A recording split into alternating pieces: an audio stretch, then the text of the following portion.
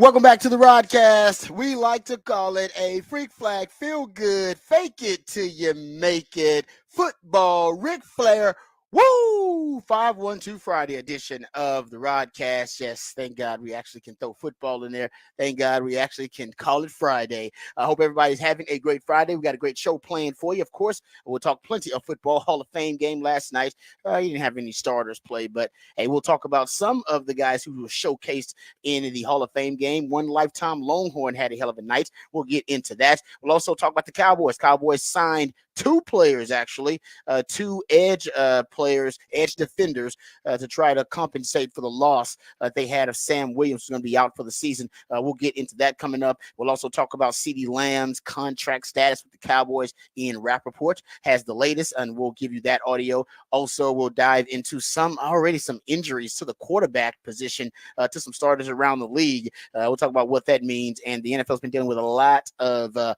quarterback injuries and quarterback turnover the last couple of years, maybe starting early this year. The new kickoff return rules, we'll talk about what actually transpired last night in relation to the new kickoff return rules. We'll also dive into some Texas football conversation, go behind the burnt orange curtain. There's something funky happening in the Texas secondary we must discuss, and we'll dive into that coming up a little bit later on in the show. The NFL, they're not going to outlaw or ban the tush push, but they have changed some of the rules on the sly, actually, to modify the tush push. We'll talk about that. We'll also get into another rule change in relation to pre-snap motion that the NFL clarified the language or tweak the language on. Now, these are small things the NFL does, but end up being a huge, big factor in determining how some teams are going to utilize and execute those concepts. We'll get into that coming up a little bit later on, talk some NFL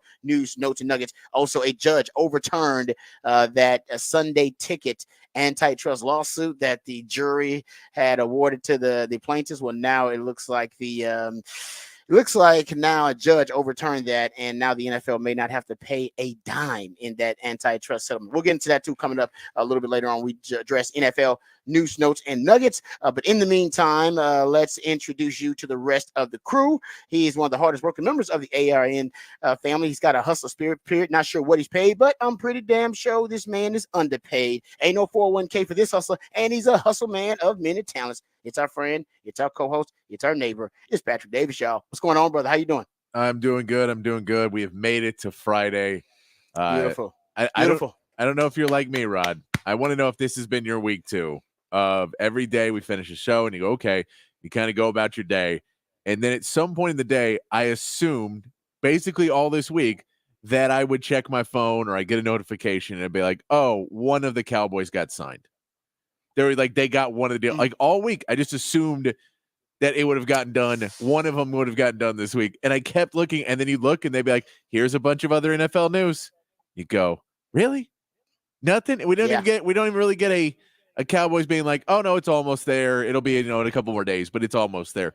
We have not gotten that all week. And I really, all week, just kind of assumed that it was going to happen because you said, as much as we talk about the Cowboys and they should have signed him and everything else, they normally still don't do anything completely rash and crazy. And no, we have gotten to Friday now, and it is seeming further away than close at this point. They wait to the last minute. They're a midnight hour team. They are. Jerry Jones. They do this too often. Actually, I don't know if you know, Rod. There was football on last night. No, I'm with you. Trust me. I just assumed that they were going to wait until camp. We waited till camp, and now there's some motion. There does not seem to be much motion. It's been an odd week that I was expecting that all week, and then every time you look at your phone, like, oh no, it didn't happen. I'll admit I've not been like that. The only reason why is because the reports are that they're not close. I get that. And Clarence Hill, we reported yesterday. He's like, they're not close. Calvin Watkins, when he's reporting, they're not close. All the insiders are telling us that CeeDee Lamb and the Cowboys aren't close. So if CeeDee Lamb and the Cowboys aren't close, then the assumption is there's no way they're close on the Dak deal. Yeah, it's true. There's no way they're close on that deal because that deal is way more complicated than the CeeDee deal is and we'll get into it. The CeeDee deal is a way easier deal. It should to get done. It should be. It should be. That's why you're thinking, oh, it's going to be done because there's only one slot for him to be in. Yeah, unless, this is. but we know he's asking for Justin Jefferson money. We do know that. We know. And, I just keep assuming it's going to happen, and we'll see if it happens over the weekend. man, I'm with you. But hey, yeah, It's it's normal history would say it's going to happen at some point, and I just kept assuming that we would get that news. It did not happen this week. I agree. So it'll give us something It's to scary. keep talking It's about, scary. keep If you're a annoying people Cowboys with next fan, week. yeah, if you're a Cowboys fan, it's scary. Like Oh, now no, you yeah. get to the point now where you got to be like, hold up, man, is it actually reality that Dak No, could be gone and CD could demand a trade? You at least have to entertain the yeah, possibility no, at believe me, this point. the Cowboys fans that I've been talking to, the mood has shifted a little bit from we just assume it's going to happen because normally these things happen and a player holds out or whatever it is, but it gets taken care of. Not so far the case Nope. for the Cowboys. Let me True. tell you about someone who does take care of their business. My co-host, he's a proud alumni of DBU. He's got more papers than Dunder Mifflin and watches more film than Siskel and Ebert. He is the new Rod Father of Austin Sports Radio, Mr. Rod Babers. No, I appreciate procrastination too. Now, that's my wife. Like, I will procrastinate on something. I will. But if it's a major, major issue, I try not to deal with the big, big stuff. Like, really important stuff. I was like, nah, I'm not gonna wait till the last minute on that. Gotta pay the mortgage. All right. We're not gonna wait till the last minute to pay the mortgage or the, you know what I mean? The light bill, the electric. Like some stuff, like, nah, I'm not gonna procrastinate on that. Some stuff, yes, I'll procrastinate on. Yeah. Get back on that email. I'll get on that. You know what I mean? But I prioritize this should be top priority for the Cowboys. So that's why I'm with you. I really don't understand what else the front office could be doing. And I know they've been negotiating this thing for months. That's what I'm That's saying. the thing about it. Ain't like they just started, guys, when training camp started. No, this thing's been going on probably since March. Probably since right after like the Super Bowl and everything, the vacations were done. So right at the beginning of the new league year, that's probably when they started discussing this kind of stuff. And it's like they still are far apart. Is the latest reports. And that was the thing. I went, oh, they're gonna make this signing, and then it's gonna take over the news cycle. So when the season starts, they'll take a little bit of shine off the Texans, and they'll be able to come out and say we re-signed one of our players, and that'll be the big discussion during the Hall of Fame. Like I just kept assuming that they were gonna try and do this strategically to put a shine back on the Cowboys at a point. And what have they been talking about? The only thing is Dan Orlovsky's not putting Dak in the top 5 NFC quarterbacks. That's been the only. It just seems off. They've been working on it, but yeah, we have now gotten to football we watched last night, and it is still up in the air. You know, they've got now a week until they play a game, or a little bit over a week until they play their first game. And CD could still be a holdout at that point, which is crazy. I did not expect him to be the holdout for that long. Yeah, no, I'm with you. I don't actually know what the holdup is. I think that is for everyone, that's the right. Even if you are forced to pay him Justin Jefferson money, it is what it is. Cowboys, you need him. I mean, that's because if you have to get rid of CD, then you might as well have to entertain of starting over at other places too. So I don't really get what the holdup is. Yeah. At this point, you have to, if you're the Cowboys, you have to realize you're losing the negotiation, and you probably gonna lose it, because if he still got a trump card of I request a trade, and with the value of the wide receiver market right now, or at least the value of the wide receiver position, I should say, dude, somebody's gonna trade. They'll probably give you a lofty haul for him. You get first round pick and a second round pick because he's the top of his game, but he could easily request and demand a trade after months of frustrating negotiations with the Cowboys, and if they're not even close to what his number is. Whatever, and I think the number is 35 million. Yeah, and I mean, Justin Jefferson, man. And that's can you imagine? Can you imagine signing Dak Prescott, making him the highest paid player in NFL history, and then CD demands a trade? That's a reality if they don't get it, and that's a thing that could happen. That makes no sense. They just go, well, now your Super Bowl window is completely shut. You're firing Mike McCarthy after this season. You're going to do a lot of things, but now you've just agreed to contract with Dak, so that would make more sense than signing CD and not signing Dak to me. Because at least you can with those picks you get trading CD, because the assumption is we would believe he trade him. Not trading either one of these guys. It's just that's malpractice. I mean, it's just terrible. Not getting some in return. So you at least get a first and like a middle round pick for CD, or maybe a little bit more, and then you can go back into what we know is potentially the deepest position in football, back into the draft, and go get you a top of the top of the draft wideout. I ain't saying he's gonna be CD, but you can get a really good one. I mean, the year after year we're seeing really good wideouts, so you can start stockpile a couple of those guys. So I'm not really. I know CD is elite and legit, but I'm not worried about them having to or at least having to replace CD if necessary. Dak, on the other hand, for a team that's been the luckiest team in the NFL when it comes to quarterback, drafted the fewest amount of quarterbacks since 1999, and basically have had a fourth-round pick and an undrafted free agent be their last two franchise quarterbacks, where they've Forrest Gump their way into these quarterbacks. Happy accidents. I don't trust this organization when it comes to quarterback. I trust the Green Bay Packers when it comes to quarterback. I trust the Chick-fil-A when it comes to Nuggets. There's some organizations I trust when it comes to their expertise. I do not trust the Cowboys. I trust the Cowboys when it comes to offensive linemen. Yeah. They draft offensive linemen pretty damn good. I don't trust them when it comes to quarterback. Sorry. No. I never will. No. Never will. No, I'm with you. And I'm with you. Yeah. And right now, I don't trust them with contract negotiations that much either. I don't trust them getting deals done because right now they don't deserve my trust. They're not doing anything to merit that. All right, we'll get back to it because we actually have some Ian Rappaport audio talking about that very subject. And it's crazy the way you put it is also the same way that this NFL insider puts it. He was almost frustratingly asking the question about what is taking so long. What is the deal here? It seems like on the outside looking in, this is pretty damn simple, and yet from the inside, for the Cowboys' perspective, it must be really complicated for them. But doesn't seem that complicated for us. So we'll get into that. We'll talk some of that. And also, Cowboys made some acquisitions. They brought in 2 edge defenders. If you don't know those guys, we'll give you some details about that. But first, let's get educated. Let's get updated. Let's get informed on all the top stories of the day with my man Patrick Davis and the Horn Headlines.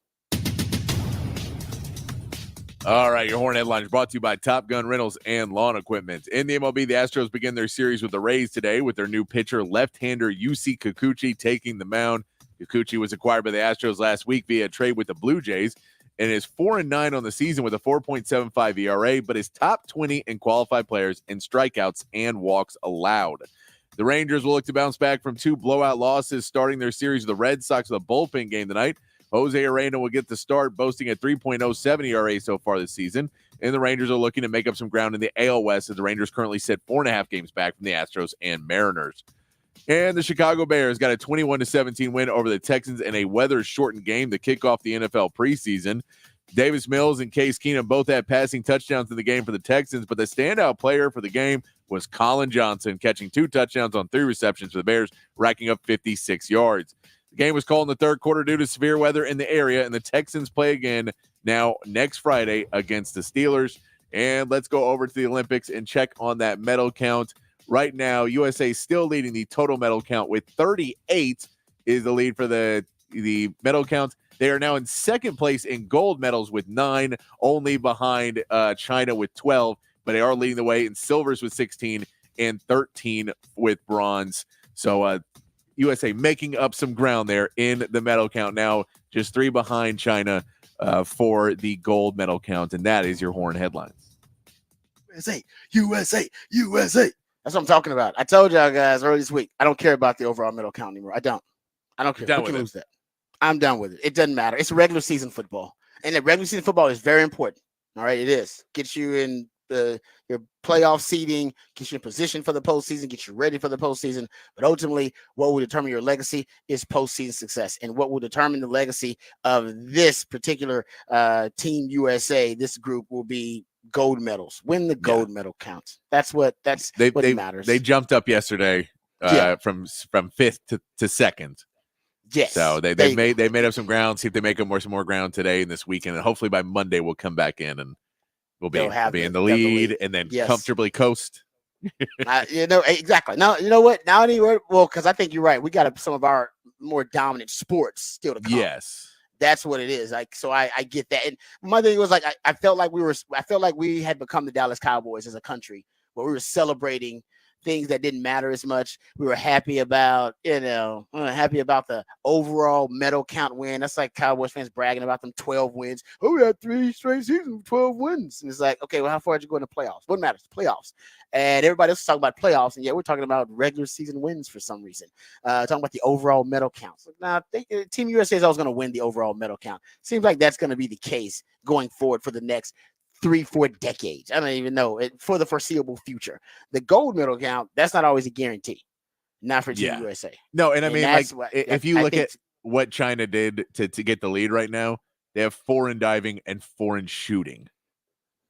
Oh yeah, they were killing in shooting. I saw that. They have the apparatus they all wear. Yeah, so they did very well in shooting, but that is not that once that's over. Yeah, you got to find some other areas to win. So Yeah. very, Mm-mm. USA. Still, they got 2 in gymnastics, 2 goals there, 2 in fencing, 1 in Love it. rowing, Love it. and 4 in swimming so far Give for me gold medals for the U.S. give me the gold. Give me the gold. That's what I'm keeping up with. Some of y'all are focused on the overall medal count. No, the goals are what matter. That says you're the best of the best.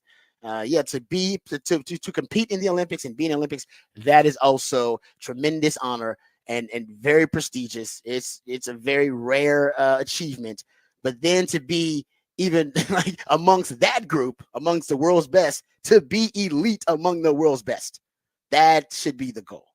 All right. The goal shouldn't be 12 wins, Cowboys. The goal should be let's go get championships. Let's go compete Yeah. for championships. That's the gold medal. So to me, that's what I'm keeping up with from now on. So I'm not trying to, I'm not trying to diss Cowboys, but I felt like we were celebrating, the things that didn't matter as much. Something we were making stuff relevant that shouldn't be relevant. Yeah. Like overall medal count. Like I don't care about the overall. I really don't. No, we should. I mean, and by the way, We're there for the gold. we're up 11 in the total medal count. So we're that's pretty in hand at And this point. It'll change because there's still a ton of medals to give out, but yeah, but you're going to separate there too. yeah. Yeah, as the sports go on, the gold medals that's not easy to do. You just because you're a world power, like that's something that I don't necessarily think all your influence as a world power can just get you a gold medal. That's something I think you got to earn. The overall medal count, I know I haven't know all the restrictions and the rules, but in terms of how many people you send to the Olympics and all that kind of stuff, and I even like my man Nick Shuey's idea. Let's get into a medal like count per Representative. population or Yeah. per representation that you have there, that kind of thing. I think that would actually be in the analytical age. That's probably the way to go. But people like their simplicity. Speaking of simplicity, my man Colin Johnson, he keeps it simple. He had a hell of a game in the Hall of Fame game. 3 receptions for 56 yards, 2 touchdowns on 6 targets. I've always said that I think Colin Johnson is an NFL player. He's had a circuitous route to try to keep making rosters, and he's had some injuries as well. But when Colin Johnson's out there, man, and when he's healthy, he makes plays, makes rosters. I think he was able to stay on the practice. He was on practice squad last year. I mean, Colin Johnson has been in the league for a minute. That's why I love those new practice squad rules. I mean, you can stay around and develop, and you've got some injuries. It allows you, a little bit of a grace, if you will, to come back from an injury and kind of cultivate your craft. So I love that Colin Johnson story. That's a great story. He's got a really good chance to now make that team. And that team is loaded at wide receiver, by the way. We've talked about that. Drafted Romo Dunze, got Keenan Allen, just signed DJ Moore. They got some talent at wide out. I like Colin Johnson, though, with that squad. I mean, I think it might be in the right place for him. Hopefully that's the case. Yeah, I think, he did the kind of thing that you want to see a receiver like that do, which is try and go up and get the ball and make some plays for the quarterback, which in preseason, you need those kind of guys because you have quarterbacks that are going to miss a little bit. He went up and got the ball. And you have Caleb Williams, who you may want to have a guy that can go up and get the ball and win 50-50 balls. And if he shows he can do that, maybe he can get into that, make the roster and be a part of this team. But yeah, he was a standout of watching the game last night. And then you're like, is that Colin Johnson? Is that our Colin Johnson? Just watch lifetime Longhorn Colin Johnson. He moved around a little bit. Yeah, and it was fun to watch him because I was watching Roshan start, and he started pretty well and did okay, but then you saw the other Johnson step up for the Bears, and Colin, it was very nice to see that happened. In a game where you don't necessarily have a lot that you're caring about and watching. It was fun to see Colin Johnson be able to shine a little bit. Yeah, he looked good. Rojo, like you said, Rojo was adequate. Had 6 rushes for 24 yards. Had a reception, 2 for about 7 yards. He was adequate. Brett Rippon, no pun intended, he did rip it up. He was 11 to 15, 3 touchdowns, 11 over 11 yards per attempt. So those guys look good for the Bears. And of course, nobody cares, but the Bears did win. They called the game in the third quarter, though, with about 3 minutes left in the third because of lightning storms. But I like the way Case Keenum looked. And man, CJ Stroud was fired up on the sideline. You see how hype CJ Stroud was? Yes. He's ready for the season. Well, he was fired up with Cam Akers. Yeah, he was fired up, man. Like I said, I don't think I remember starters being that hype on the sideline for preseason games. Actually, but it was good to see. He's passionate and he's ready for the season. But Case Keenum looked good. Actually, I would say the 2 quarterbacks for the Texans looked good. Case Keenum was 7 of 9. 78 yards. He had a touchdown. He didn't look bad. And Davis Mills, who was, I think he had a 77% completion percentage, 7.8 yards per attempt, 1 touchdown, 124 passer rating. Didn't look bad at all either. So for the Texans, I think, and they, by the way, they had a lot of, I mean, their top, I think, 5 receivers they set. And same thing with the Bears. They set like their top 5 guys. Yeah. So really none of the real starters played. I'm sure there were some starters sparingly that played, but for the most part, you didn't see any of the starters. They did say that they plan on Caleb Williams playing like 50 snaps, though, during the preseason at one point. Yeah. So no, this was probably just the next game. Yeah, the Hall of Fame game is really early into it, and they don't really play anybody. But yeah, I mean, yeah, you saw no one got 10, no one had double-digit carries at running back. You still have a bunch of guys on that roster, so you can kind of spread it out a little bit more. It was nice to see. I've heard a lot of stuff from camp now. People I've talked to that have been at the Texans camp, that J.J. Taylor, that he is a popular pick right now, that people like him. The running back? The running back, but I think they just like him because he's 5'6". Oh, you're like a fan favorite kind of thing? A fan favorite because he's 5'6", and from everyone who's talking about what they see in him is he's like 5'6" across too. He's a very stout man.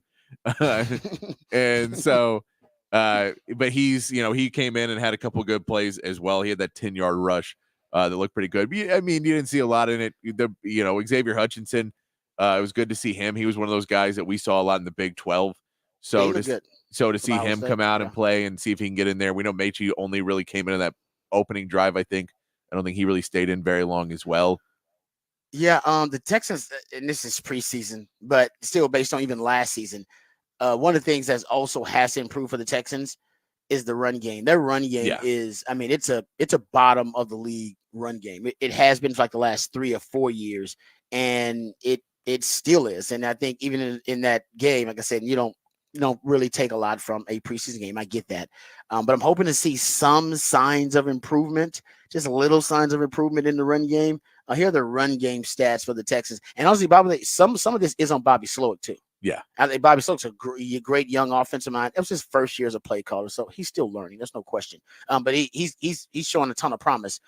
But he is right now a little bit too dedicated to the Shanahan scheme. All of the Mick Shanahan disciples, they venture off, they take the core principles, and then they kind of put their own spin on it. I mean, their cover version of the Shanahan offense, right? And his cover version is a little bit too much like the original version, but he's not the original. Like, you can't sing it like the original. That's why you got to do your own cover version of it. The early down run rate for the Texans last year was 48%. They ran into loaded boxes a lot of times. When you're running on early downs, you're going to run into loaded boxes. That means when they have more defenders than you have blockers. They ran into a loaded box 65% of the time on those early downs. The 49ers basically have the same metrics. 49% early down run rate for them, run into a loaded box 67% of the time. But San Fran, they got the best running back in the league, arguably, and Christian McCaffrey. They got a better O-line than you. Got the best left tackle.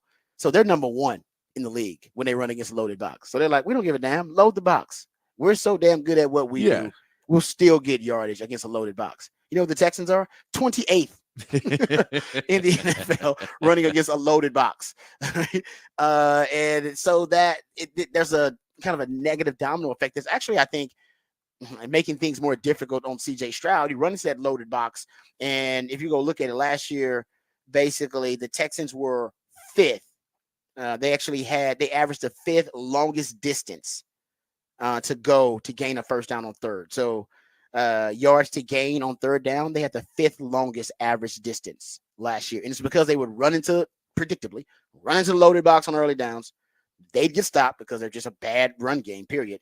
And then it'll lead to 2nd and long, inevitably to 3rd and long. And you had your rookie quarterback had to average on third down, 3rd and 7.5 yards to gain. He averaged the 3rd and long. He had more conversions, more completions on 3rd and 10+ yards to go and conversions than any other QB in the league. So he's still good in that. But think about your rookie quarterback putting him in that situation where he's always got to try to get 3rd and long on average on every 3rd down, because the Houston run game, 28th in success rate in the run game, 27th in yards per rush in the run game last year, 22nd in EPA per rush last year. You can't beat San Fran. San Fran was number 1 in all those categories. Number 1 in rushing success rate, number 1 in yards per rush, number 1 in EPA per rush. And so to me, it's like, yes, I understand. Take the core principles of the Mick Shanahan offense, but it was like when like you can't beat Chick-fil-A if you're a restaurant out there. Just because you want to be able to fry chicken, you can't fry it like Chick-fil-A, and you can't close on Sundays. You can't afford it. Your chicken ain't that good. Your service ain't that good. So you got to figure out a different approach. You can still use the fried chicken formula, but you got to go a different route than Chick-fil-A. And I feel like Bobby Slowick's been trying to be Chick-fil-A, but it's okay. You got to come up with your own version of it, of that Shanahan offense. And I think that's what you'll get this year. You'll get less of the 21 personnel from Bobby Slowick, more 11 personnel, putting those 3 wide receivers on the field at the same time, Stephon Diggs, Nico Collins, and Tank Dell. You'll get, I think, more early down passes for CJ Stroud because they trust him instead of running into those loaded boxes. I don't think they'll load the box as much as they did last year because I think they'll be a little bit scared of CJ Stroud and those weapons. So they'll back some of those guys off, and you'll get to run into lighter boxes on early downs. By the way, Texas ran into light boxes, second lowest rate in the NFL. Light boxes when they have fewer defenders than you have blockers. So life was hard for CJ Stroud and the Texans last year offensively. Right, we talked about this. Life was tough on them, and I think some of it was Bobby Slowick's kind of, I say call immaturity, inexperience. Yeah, as a play caller, and some was the injuries, the most injured offensive line in the last 23 years in the NFL. That's a big part of it, and I think the other part of it is the run game overall, which probably relates more to the O-line. But they've been a bad run team. They were in a bad run game, or having a bad run game, I should say, and a bad running offense for the last 3-4 years. It had nothing to do with just that offensive line, particularly in the injuries. It's been bad, as you know, Patrick, watching them for like the last 4 years. They haven't had a good running game in a while. No, but I mean, we can throw 2 of those years away because they were just god awful at everything for 2 years in there. So that, when you were tanking, I don't know if it was as big of a deal, but there is a part of it where it is for Bobby Slowick and being a young offensive coordinator at the point of where you can say, at what point do you say, we brought in Joe Mixon and hopefully he'll be the guy, but where can I coach to the players instead of just coaching my scheme? And then when it doesn't work, say, screw it, I'm going to keep doing it and run my head into a wall before I start trying to make adjustments for the team I have. Yep. And being able to put myself in a winning position, even with the guys I have. I think that's a step he'll need to take forward. Now, in preseason, you're still trying to teach him. You're still trying to get him to learn that.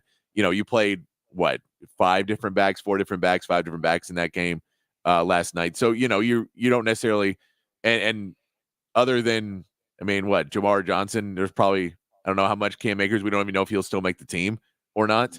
Mm-hmm. So, you probably have one of those running backs, maybe 2 that even make the roster, and the rest are either practice squad or gone. So it's not necessarily the end of the world watching that game, but I agree with you. It was more of the same of, these are the plays I call, figure it out, and not so much of I'm trying to scheme. I know there was a couple of plays that you saw in that game where it looked like it was an idea that Slowick had, and it didn't work, and you don't know if it was Davis Mills or something, or it was just the play didn't work. There was a few of those plays where I think they were trying some things out, and might need to scratch that one out. Might just take that page, rip it out of the playbook, and you don't need to practice that one in practice anymore. So I think there was some of that, which hopefully, you want him to be, as a young offensive coordinator, trying new things out. But I'm with you 100%. You have to figure out a way at a certain point, and knowing what Joe Mixon is, I think he's going to be good when he's playing, but you've already seen he's already had one injury issue. You need to be ready for a game or two that he may not be playing. And depending on who you're playing, you can't just say, well, Mixon can run the ball for, 5 yards a carry, so you need to be able to too. You have to be able to figure out a way to get yardage on the run game, no matter what, or else you're putting CJ Stroud in just a harder and harder position, which is why I think he was so hyped up in the game anytime they broke a run. It's just like, that's why he was hyped. The running back did something. You might be right about it, because they always say a running game is a young quarterback's best friend. Yeah, he didn't have a best friend. He didn't have he had his BFF was terrible last year. He had a terrible BFF last year, right? And it's like, when we started doing a deep dive into that season, you realize there was so much working against him. Yeah, it's like, dude, how did you do that? O-line, injury riddled, most injury riddled O-line in the last 20 years. Now I just give you that stat about the run game. So the run game was one of the bottom 4 or 5 worst run games in the NFL. 4 of 2. So he didn't have the run game really. rookie play call. I just told you how Bobby Sloak has kind of put him in some really compromising positions, and that's not Bobby Sloak's fault, right? All he knows is Shanahan. Like Yeah. he's been with him the whole time. He hadn't really started to create his own identity. He's just kind of copying the model that works, and that makes sense. But now this year, I expect to see the growth. I expect to see him Yes. put his own spin on this thing. And so, okay, you know what? I can go with some of the Shanahan principles, Yeah. but I have to dress those principles up and present them differently. Yeah, you now an all season to sit and so look over that film and say what worked and what didn't. What do I need to Yep. change? What do I need to build? Talk with other coaches, get in rooms and brainstorm and try and figure out ways to make it work. You had all off season to do it. And again, we saw some things last night. He was trying different things. Yeah, no, yes, I agree with that. Yeah, I So agree. I I saw think some he's stuff. doing that. You don't want to show a ton of it either you know, in on August No. 1st. You don't want to go out there and go, hey, teams, scout our run game. It's all different. Here's all our new plays. So I think we're getting there, but I agree that is one that you saw that you would have loved to see. You know, they have 3 running backs that just dominated that game and everything looked really good. You'd love to see that, but I think that'll be the game when you start to see week 2 of preseason. I think that'll be more the week where you see a little bit more and you'd like to see a little bit of the running game look a little better. And then, once you get to regular season, that'll be a big one early is can Yeah. they run the ball? The running game will be better just because teams will have to respect your wideouts Yes. and the weapons that you present. Yes. They'll have to respect CJ Stroud's ability to hurt them vertically downfield. And if you use that by throwing it some on early downs, that trend will force teams to play with lighter boxes. And that should open up the run game. So I think the run game will be better, but man, you got one of the best quarterbacks in the league. So there's no excuses for the offense not to improve and the weapons you brought in. Okay, real quick before we go to break and get to behind the burnt orange curtain segment, the new kickoff rule. There were 8 combined kickoffs in the game. Only one resulted in a touchback. Remember, that's the NFL. That's what they want. They want as basically as few touchbacks as they can get because they're trying to resuscitate what they think is a dead play, which is kickoff returns. So though 2 other kickoffs reached the end zone and could have been down for touchbacks, the receiving team takes it over at its own 30-yard line after a touchback. So of the 7 kickoffs that actually were returned, the average starting position was the 25.6-yard line, and the longest return was a 31-yarder by the Bears receiver, John Jackson. Each team had an illegal formation penalty, both of which were declined in that game. So what are your thoughts? Did you like the new kickoff return rule? Not, hey, the fact that there weren't touchbacks mean that's progress. You don't have it as right now an exciting play, but it's no longer a dead play. Yeah, no, I'm all for it. I think once you get the more skilled players in there, it's going to be a lot more electric and a lot more fun. It was preseason. It's exactly. there's guys that, I mean, and some of those guys will be on the team, but you could see everyone was a little bit nervous during it. Everyone was trying to figure it out and try not to mess it up. And they hadn't done it full speed. No, okay, they don't do that full speed in practice, guys. They don't. No, I've never known a football team at college or the pro level. Hell, I don't even know at the high school level. If you do kickoffs full speed at practice, because it's the most dangerous play in football. You practice it, but there is no collisions, none like that. You don't even really. You get down at full speed, but you're not having to contact anybody. No, and I mean, when you have a lot of players that are fighting for a job, no one wants to get a penalty. Yeah. And so there was a lot of guys trying not to get a penalty. That's what I would see when I looked at it, was a bunch of guys really trying not to stand out because they don't want to walk in a film room or walk in and be told that they're not going to film room anymore. Because, hey man, we asked you to do something real simple and you couldn't do it. Been there, done that. Been there, been that guy before. Yeah. So we'll come back. Good stuff. We'll come back, get into some Texas football conversation. Go behind the burn orange curtain. We'll talk about practice yesterday. Give you some of the highlights from practice and the reports. But something funky is going on with the secondary, and I'll try to explain. I believe it may be a really good thing, but we'll talk about it when we come back right here on the Rodcast featuring Patrick Davis. I'm Lifetime Longhorn Rod Babers coming back on the horn.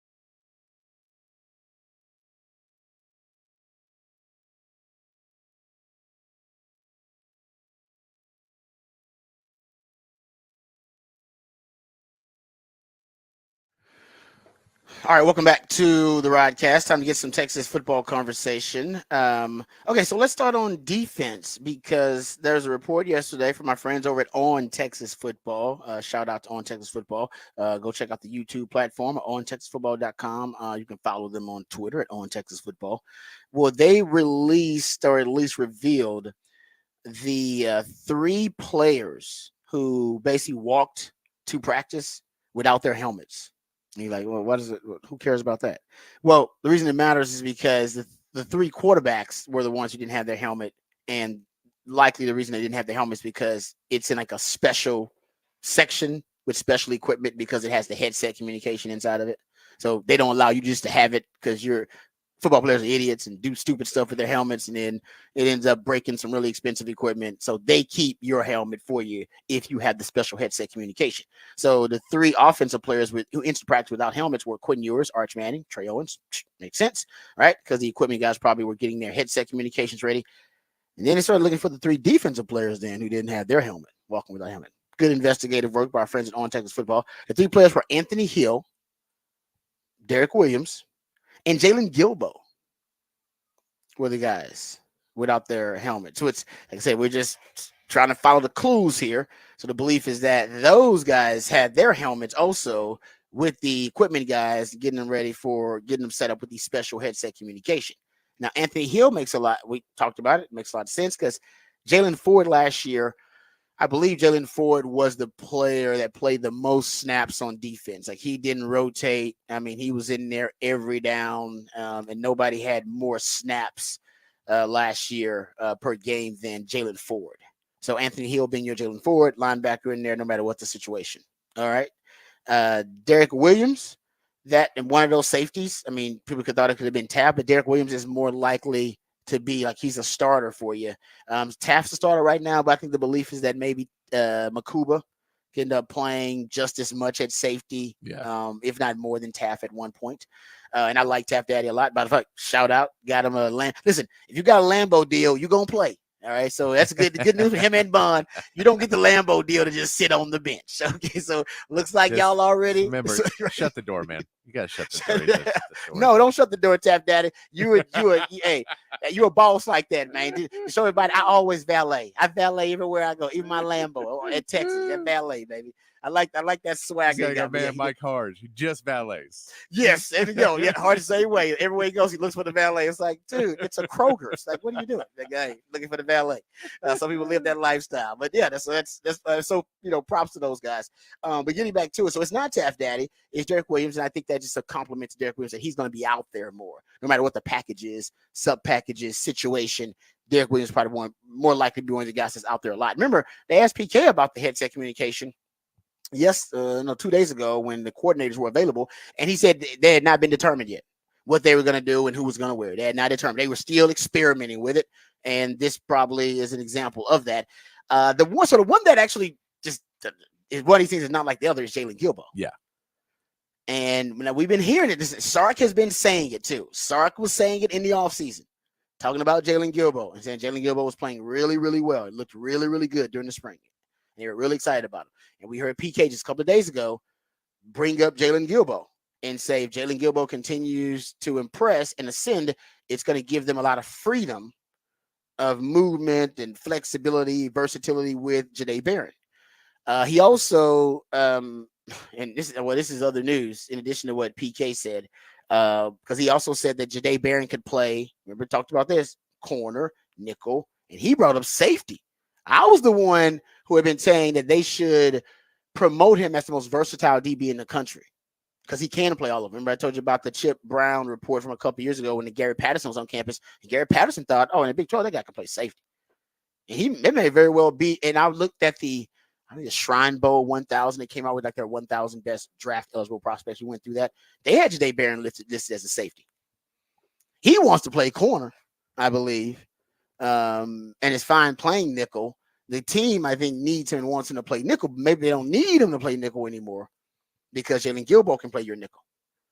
And remember, Jalen Gilbo started like 2 games in 2022 ahead of Jahdae Barron. Now, Jahdae Barron could have been dealing with an injury at that time. We don't really know. But then Jahdae Barron has his breakout, campaign that year after Jalen Gilbo gets hurt and dealing with an injury. But Jalen Gilbo, in terms of competing with Jadae Barron, they were pretty close in that competition.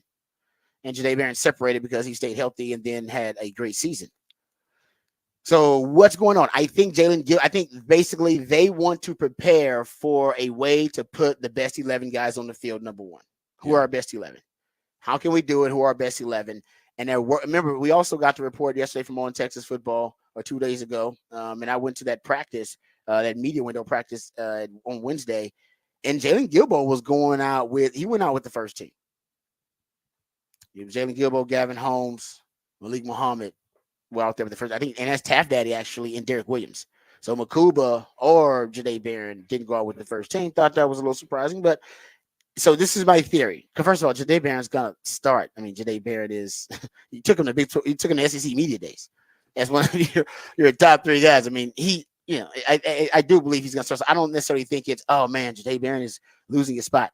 I think, and listen, I'm on the record for saying they need to promote him as the most versatile DB in the country. That's how you get him, as a semifinalist for the Thorpe or the Nagurski. I think he's on the watch list there, whatever it may be, right? You got to promote him as the most. So then people start to see him move around, move around the formation, and be a movable chess piece. That'll also increase his draft stock and draft value as well, because NFL teams love versatility. You guys know I've been on the record 5 years now saying the future of football is positionless football.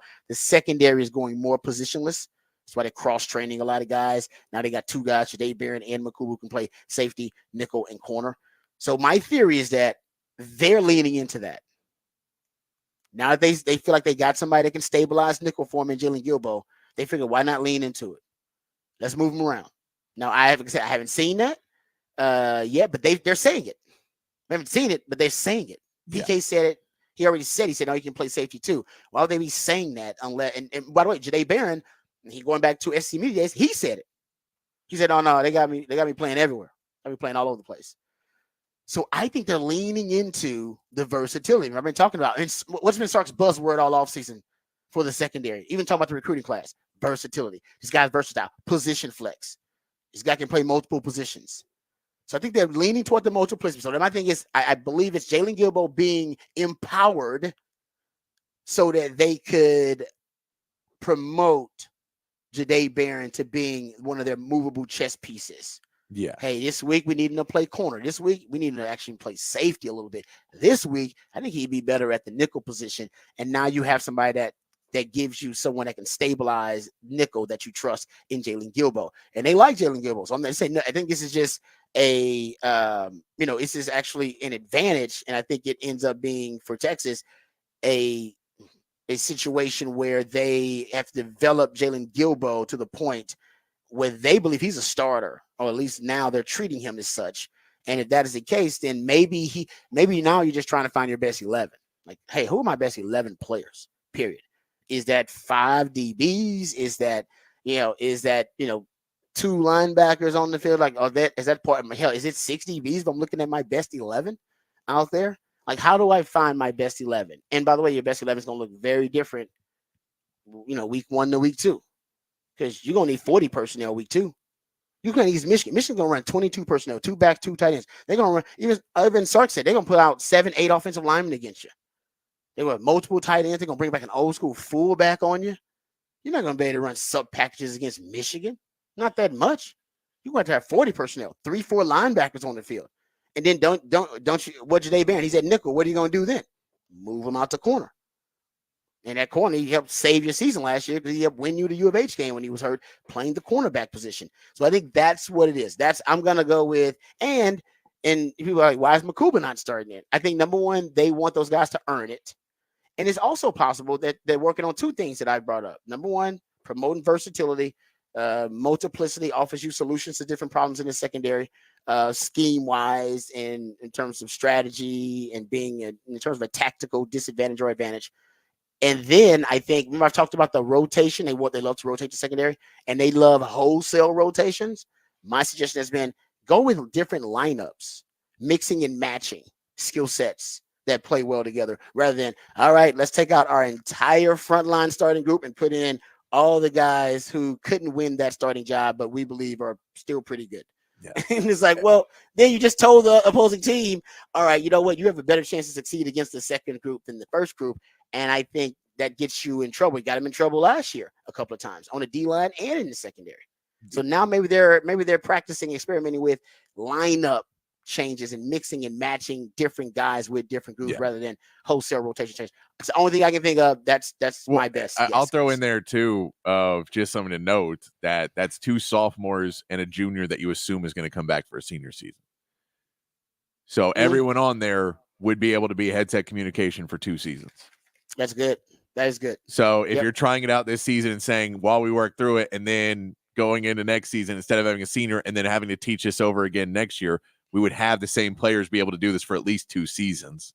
I like that. So there may be something to that as well. And they may be, hey, we could see there could be different players go out to practice today and it could be all seniors.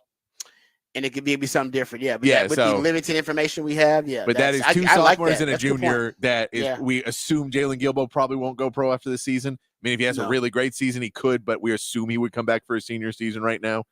Yes. So that would be 3 players, 2 of which can't go pro yet, and 1 that would probably come back for another season. I just worth noting.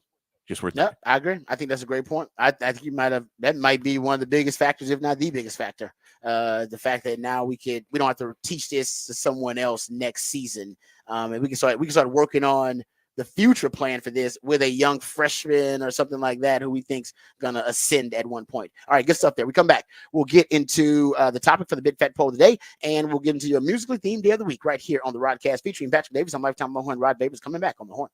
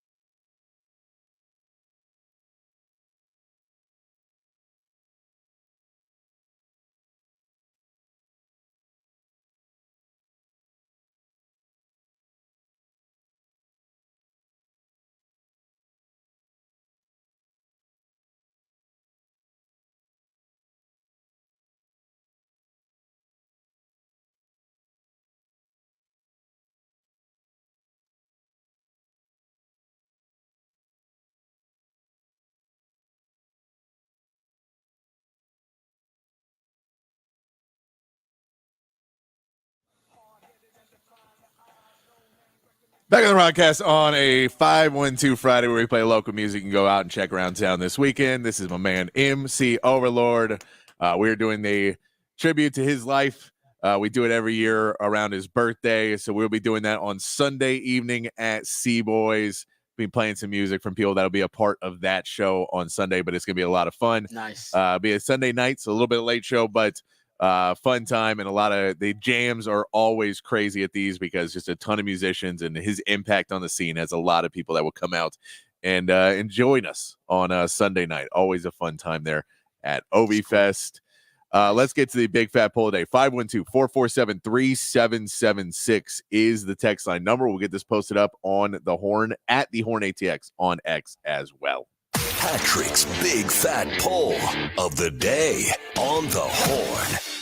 We have not done a Texans poll yet this year. We've done Cowboys polls. We do a lot of Longhorn polls, but I thought since we had the Texans game last night, let's do a Texans poll for everybody today. Like that. Who will lead the Texans in receiving touchdowns this season? They have a stacked wide receiver core.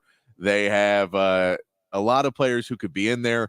You have Stephon Diggs come in. He had 8 touchdowns last season. Nico Collins gets his payday. He had 8 touchdowns last season. Tank Dell, 7 touchdowns in only 11 games last season for Tank Dell. And then you also throw in Dalton Schultz. He had 5 touchdowns last season as well in 15 games. So a lot of players that are going to get options. You only got one ball to throw around. Mm-hmm. You gotta find somebody, but those are your 4 main wide receivers. You figure those are one of those will lead in touchdowns.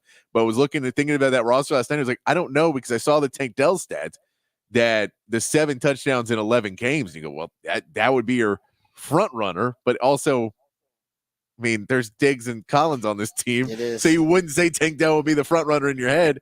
But his touchdown rate last season was really, really good, especially for a rookie. 7 touchdowns in 11 games. So that will be our big fat poll today. Who will lead the Texans in receiving touchdowns this season? Yeah, I know I know CJ Stroud and Tank Dell. Like, that's a great connection. I mean, he's got a good connection with Nico Collins. There's no doubt about that. And Stephon Diggs, I mean, he trusts me. He'll work with anybody.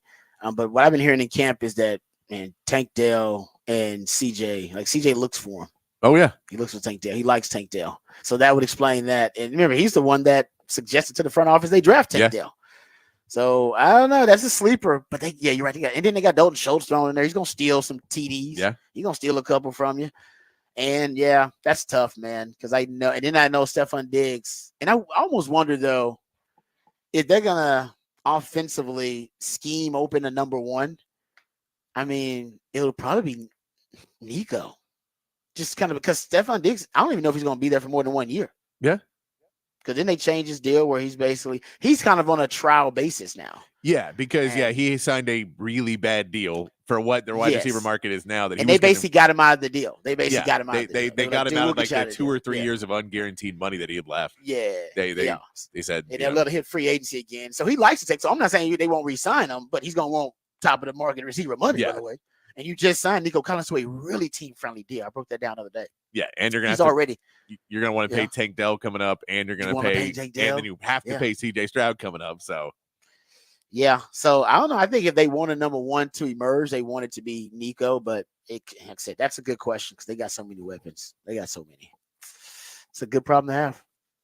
It's very different from this question. If we asked this time last year, you'd be like, I guess Nico. I don't know. I don't even exactly. I don't know if I would have guessed Nico. We probably would have said Dalton Schultz this time last year. Maybe. Said rookie quarterback. They like their tight ends. We don't know if they have any proven wide receivers from last year. At this time last year, you would have said they had no proven wide receivers, and now we can sit and say, well, they got 3. They got 2. Like I think are number 1s, and then they got Tank Dell, who might be the quarterback's favorite. Yeah, to throw to. So that's a good question. I got to think about that a little bit. But I remember I told you the Texans may have 2. It's possible they could have 2,000-yard receivers. Yeah, they're one of the few teams that I think have a chance to have 2,000-yard receivers. I mean, we obviously Stephon Diggs is capable of it and did it last year, and so did Nico Collins. They just didn't do it on the same team. And I mean, this is also the conversation for those fantasy football owners. who are you going to take out of those three wide receivers? Because they're all going to kind of steal from each other, but you feel like they're all going to eat. But, normally Diggs will be up there, and then Collins and Dell were way further down last season. They'll be further up this year. But, I mean, that is someone's got to take a little bit less, you assume, or other than that, or it's going to be a prolific offense this year. Yeah, the hope is that, like you said, that maybe guys filling different roles. Yes. One guy becomes, he gets a lot of volume receptions wise, but then there's a money down guy and a red zone guy that CJ's looking for in crucial situations, critical situations. Or maybe that's an early down guy. Maybe that's Tank Dell with wide receiver screens and stuff like that. Like, I don't know exactly how they're going to do it, but it's going to be fun to watch. All right, good stuff there. That's the question for the topic for the big fat poll of the day. We'll get that posted for you. But we'll also come back and discuss more NFL stuff. We'll have some audio from DeMarcus Lawrence. He's talking about the young pass rusher, the second round pick, Marshall Nealon. A lot of people are comparing DeMarcus Lawrence and Nealon. We'll hear from DeMarcus Lawrence about that. We'll also hear from Ian Rappaport giving the latest on the CD Lamb contract negotiations with the Dallas Cowboys. There's also a couple of injuries to address at the NFL level that we'll talk about. We got Rod's rant of the day on the other side. We are loaded, jam-packed, coming right back. This is the Rodcast featuring Patrick Davis. I'm Lifetime Longhorn Rod Davis coming back on the horn.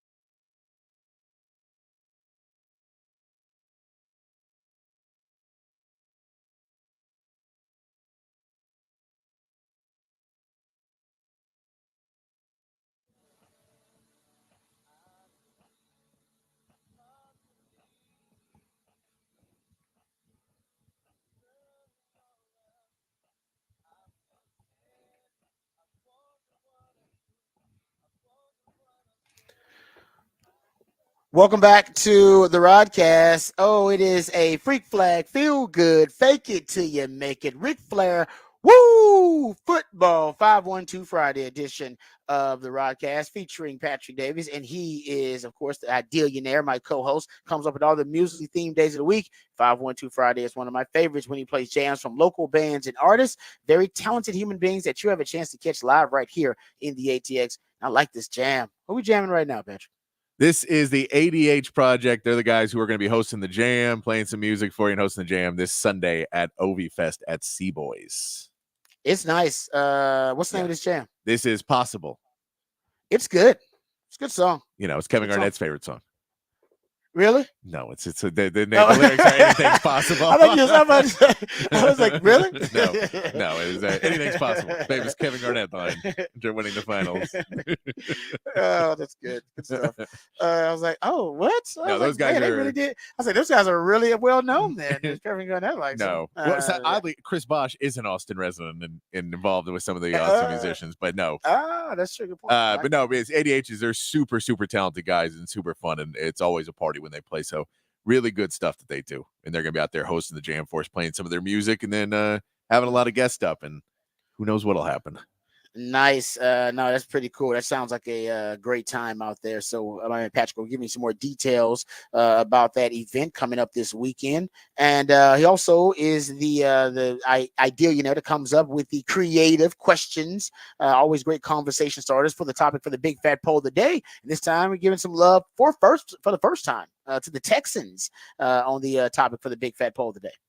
Yes, big fat poll today. Who will lead the Texans in receiving touchdowns this season? We can say the last season, Stephon Diggs and Nico Collins both had 8 different teams, but they both had 8. Mm-hmm. Tank Dell had 7, and that was in 11 games before somebody thought it was a good idea for him to block downfield and got rolled up on, and his season was over. The conversation is always, was he going rogue, or was he told to do it? Either way, that never needs to happen again. No, I mean, it's crazy that this is a discussion, but who was it? George Pickens? Was that George Pickens last year? Was it him? That was a wide receiver for, I believe, the Steelers, who openly admitted that's why I didn't block my DB, because I wasn't going to take the chance. Oh, I think that was George Pickens, yeah. While I wasn't paying attention. Like he literally, there's a video of him he just let the DB go tackle the running back, and they asked him in the postgame about it, and he was almost too honest when keeping it real goes wrong. And he was like, yeah, I'm not getting rolled up on. But the truth is, we've all seen that happen. Yeah. At the college game, whatever, you literally have seen a guy blocking and he didn't see it. The run is to his side, and then the running back or a defender just roll up on his legs trying to tackle or getting tackled. Then you go, man, that's unfortunate. And he's basically saying, yeah, my career worth more than that. So I would block him a little bit, but basically, but a block and release. If he insists, hey, you got that, my man. That was wild that he said that. Like, and this, I think it's kind of the Steelers. I'm sure that Mike Tomlin addressed it. But again, yeah. I mean, it's realistic though. It's realistic. And George Pickens was the one. He had a lot of issue. He was also not happy with Matt Canada and the offense that they were running last season. Well, he was right. He was right about that too. About that too. So he was getting some flag for it. But again, like the Steelers kind of have a history of drafting these wide receivers that are really good, but then they're kind of mental guys and they have their own thing, and we get them, and then when they want to get paid, let them go. Let them go. We keep drafting them, and we'll have another one, and we have someone right behind them. They've always been like that, and it's a smart move. I mean, they had a receiver that was a Super Bowl MVP. And started wilding out, and they were like, see you. They had Antonio Brown, who was, MVP caliber player at the time. And they said, yeah, we know the bag of crazy that's about to come out.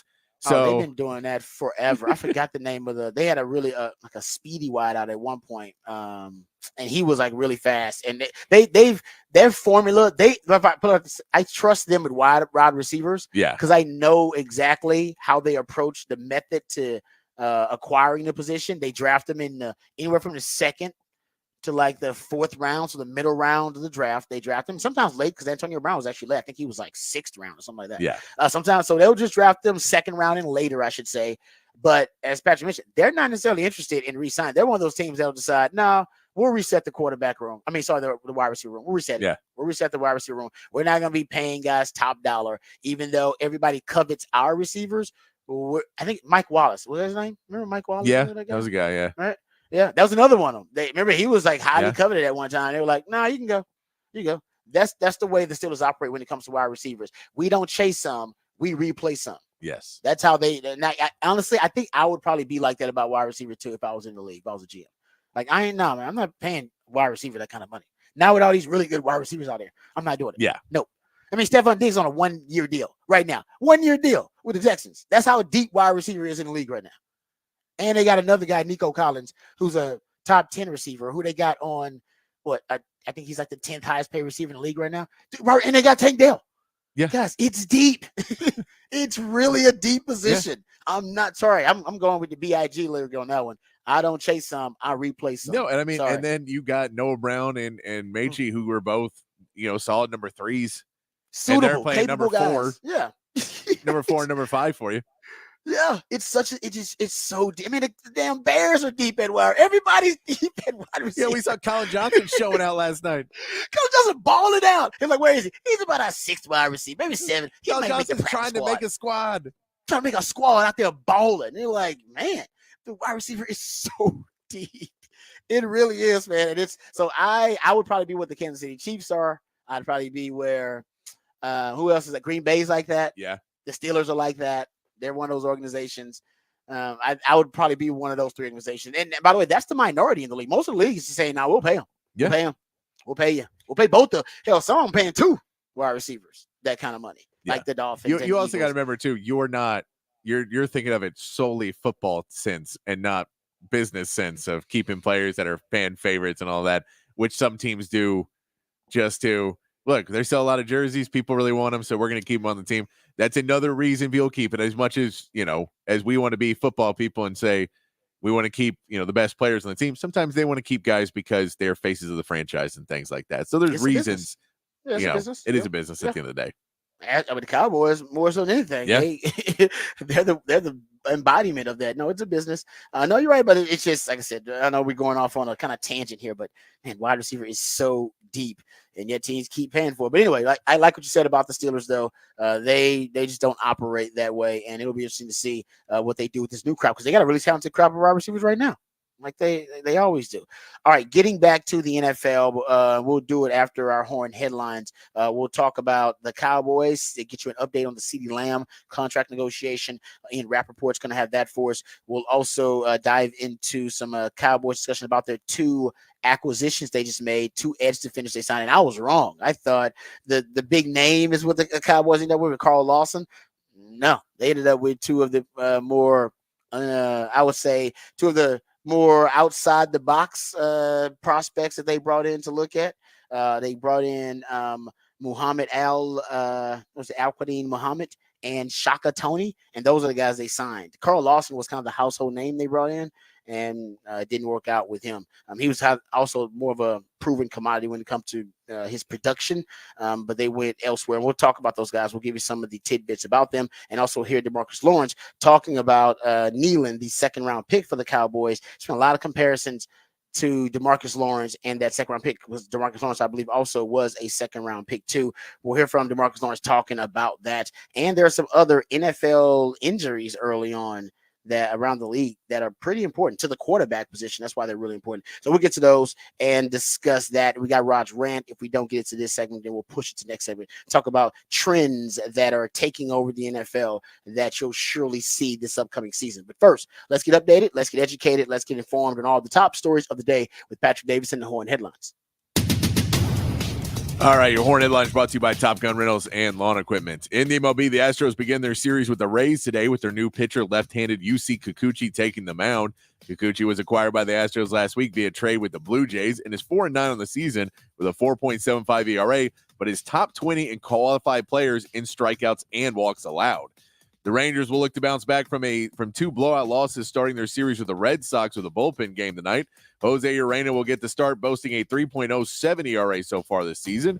And the Rangers are looking to make up ground in the AL West, as the Rangers currently sit 4.5 games back from the Astros and the Mariners.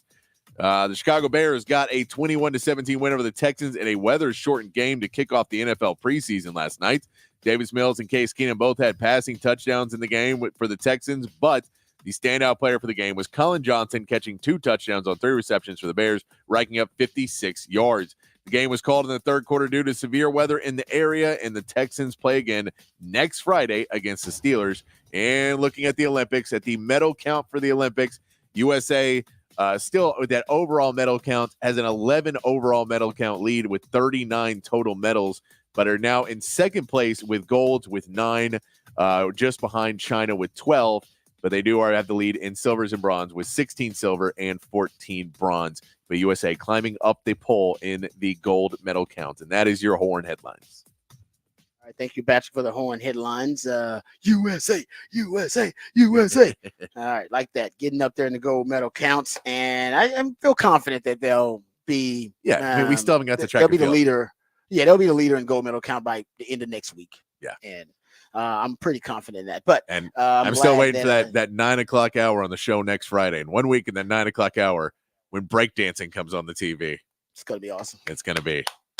And honestly, are we the favorite to win gold? I have no idea. Right? How would you know? Who's the Didn't favorite? we invent breakdancing though? It doesn't matter. It's. I mean, right? I'm just saying. I don't know. Breakdance is not that old, by the way. It's not like it's something that breakdance has got to be what created in the 70s at the 80s, 70s, 80s. 70s, 80s. So it's probably 50, 60 years old. It ain't that old. So it didn't have that much time to travel the globe. No, but they just got it in Kazakhstan, and that's where they're sending the person from Kazakhstan. It just hit there. It's hot there. It's still there. hot right now. Yeah. That's true. That could be our disadvantage. Is that I mean, when's the last time breakdancing was even relevant here? No, I mean, 40, they haven't even 30, 40 years ago. They've only seen Breakin'. They haven't even seen Breakin' 2 Electric Boogaloo yet. They can't wait. That's coming out next week. Oh man, seriously, that's a great thing to keep up with. When breakdancing becomes obviously it is a Olympic sport, but when they start showcasing it on TV, I wonder if it'll spark like an interest in breakdancing again. Like it will get kind of just. I've seen two commercials during the Olympics featuring breakdancing. Do they dance on the commercial? Yes. Show the athletes? One does and one doesn't. One is they're not necessarily showing the athletes. One is like kind of a more artistic, and they're like, this is a way to express your art or whatever with breakdancing. So that's one of them. Yeah. The other one is like a find your sport that's best for you, and they show like people not succeeding in one thing, and then there's a kid who's like a wrestler, and he's like in the locker room sad because he lost his wrestling match, and then at the end of the commercial, he's walking into a breakdancing studio. And it's like find your thing, like never give up, find your thing. Yeah, and that is, you know what? Yes, that is true. That's a good message. Find your thing, find your groove. Whatever, I don't know if you're not good at fighting, going into breakdancing would be the best alternative. Sounds like a movie. Sounds like a movie. Sounds like a bad movie script. Yeah, it's Breaking like, 7 with Channing Tatum. With Channing Tatum as the lead guy, like he's a wrestler and it got into dancing. You know what I mean? That does sound like something like that. All right, that guy. What's the guy from Cobra Kai? Oh yeah. Oh man, that's good. That's good. I like that. All right, let's get to some audio here. We'll talk Cowboys first. I want to. Can we have that DeMarcus Lawrence audio ready, please, Patrick? That you gathered, and also that Ian Rappaport sound about CeeDee Lamb. We'll get to both of those. But first, the Cowboys, they acquired 2 edge defenders because of the Sam Williams injury. He's going to be out for the year, the torn ACL. So Al-Quadin Muhammad, they signed, and they also signed Shaka Toney. Now, here's the thing. Al-Quadin Muhammad has to serve a 1-game suspension still. He was serving a 6-game suspension that he was dealt in December of last year for violating the league's performance-enhancing drug policy, PED policy. So he's not going to be eligible to play in the team's season opener against Cleveland if he's on the active roster. Yeah. And I was going to look at his background. He has had a hell of a journey through the college ranks to NFL. Okay, let me give you this Al-Quadin Muhammad's career. Basically, how about this? So he's a New Jersey guy. He committed to play for Miami, where he saw limited time as a freshman. He was suspended for his entire sophomore season over an altercation with his roommate at the time. He came back the next year and held like a significant role on the team. He had 5 sacks on the year, so he showed a lot of promise that year. However, he was suspended and later dismissed from the program a year later after being involved in an exotic rental car scheme that violated NCAA rules. Following his dismissal from Miami, he decided, screw college. I'm tired of playing school. And he entered the NFL draft. And he was drafted. So the NFL was like, man, he's got some talent. He barely had any, sample size on film or anything, and had all these issues, baggage with him. And they still drafted him. Showed you had a lot of upside. So he drafted him in the 6th round. The Saints drafted him. They cut him a year later. He was claimed off waivers by the Colts in Indianapolis. He played for Matt Eberflus, who had actually come to the Colts from Dallas at the time. And over the course of the season, he got more playing time, started to settle in. He made 2 starts, and he played over 50% of the defensive snaps over the last 5 games of the regular season that year. He was basically like their situational pass rusher over the next 2 seasons, then became a full-time starter for them in 2021 and had 11 sacks, 22 tackles for loss. I mean, that was a hell of a season for him. 3 fumble recoveries over his 4 seasons. Over his 4 seasons. He finished, I should say, with 11 sacks, 22 tackles for loss, and 3 fumble recoveries over his 4 seasons. So not in 1 season, over his 4 seasons. And then after 2021, he went to Chicago with Matt Eberflus. And then I think at Chicago, I don't know if he ever really settled in. I mean, he was a scheme fit, but he ended up being released, and then he got signed by the Colts again. And then that's when he got the suspension for PEDs. So that's a wild ride. That is, that's a long ride to get there. And he's got talent, though, obviously, because everybody keeps giving him another chance. There's definitely upside somebody sees there. And, Jerry Jones and the Cowboys, they love a player at a discount because of baggage. That's true. That's part of their model. They love the troubled yet talented soul. Yeah, Jerry does like being the savior. The second chance I call him the St. Jude of the NFL. And St. Jude, I believe, is the patron saint of lost causes. He loves a lost cause. And this young man kind of represents it. But you do get discounted talent because a lot of teams they're staying away from guys like that because of that baggage. So there you go. He's got a lot of talent to be a situational pass rusher for you. The other guy, Shaka Toney, he was actually teammates with Micah Parsons in college. They played together at Penn State, and they were both in the 2021 NFL draft. Toney was selected in the 7th round by the Commanders. So that's maybe that connection. He was a athletic kind of freak, though. He was 8th best at his position by the RAS score coming out in the draft, which is relative athletic score. And so he's, kind of considered to be not only, and somebody thinks he's a speed rusher, but the Cowboys are hoping he's got some more nuance to his game. But there you go. So those are, and also Toney played sparingly on remember that defensive line for Washington? I mean, they had Chase Young and Montez Sweat. I mean, that D-line was loaded. So he didn't play as much with those guys. He's more of a reserve. All right, so those are the guys that they brought in. They still have a lot of guys because they still have DeMarcus Lawrence on that edge. They still got Micah Parsons on that edge. DeMarcus Lawrence was asked about the young Marshawn Nealon, who is right now everybody's expecting big things from him. They got to expedite his development now. 2nd round pick for the Cowboys. They were hoping that they could really gradually bring him along. Not the case now with Sam Williams going out. They need this young man to produce right away. And there's been a lot of comparisons comparing his skill set and him overall to DeMarcus Lawrence. DeMarcus Lawrence actually doesn't like the comparisons, I don't think. Well, I don't know. Based on this audio that we're about to play, I don't think he thinks that the comparisons are accurate, but he does like Marshawn Nealon.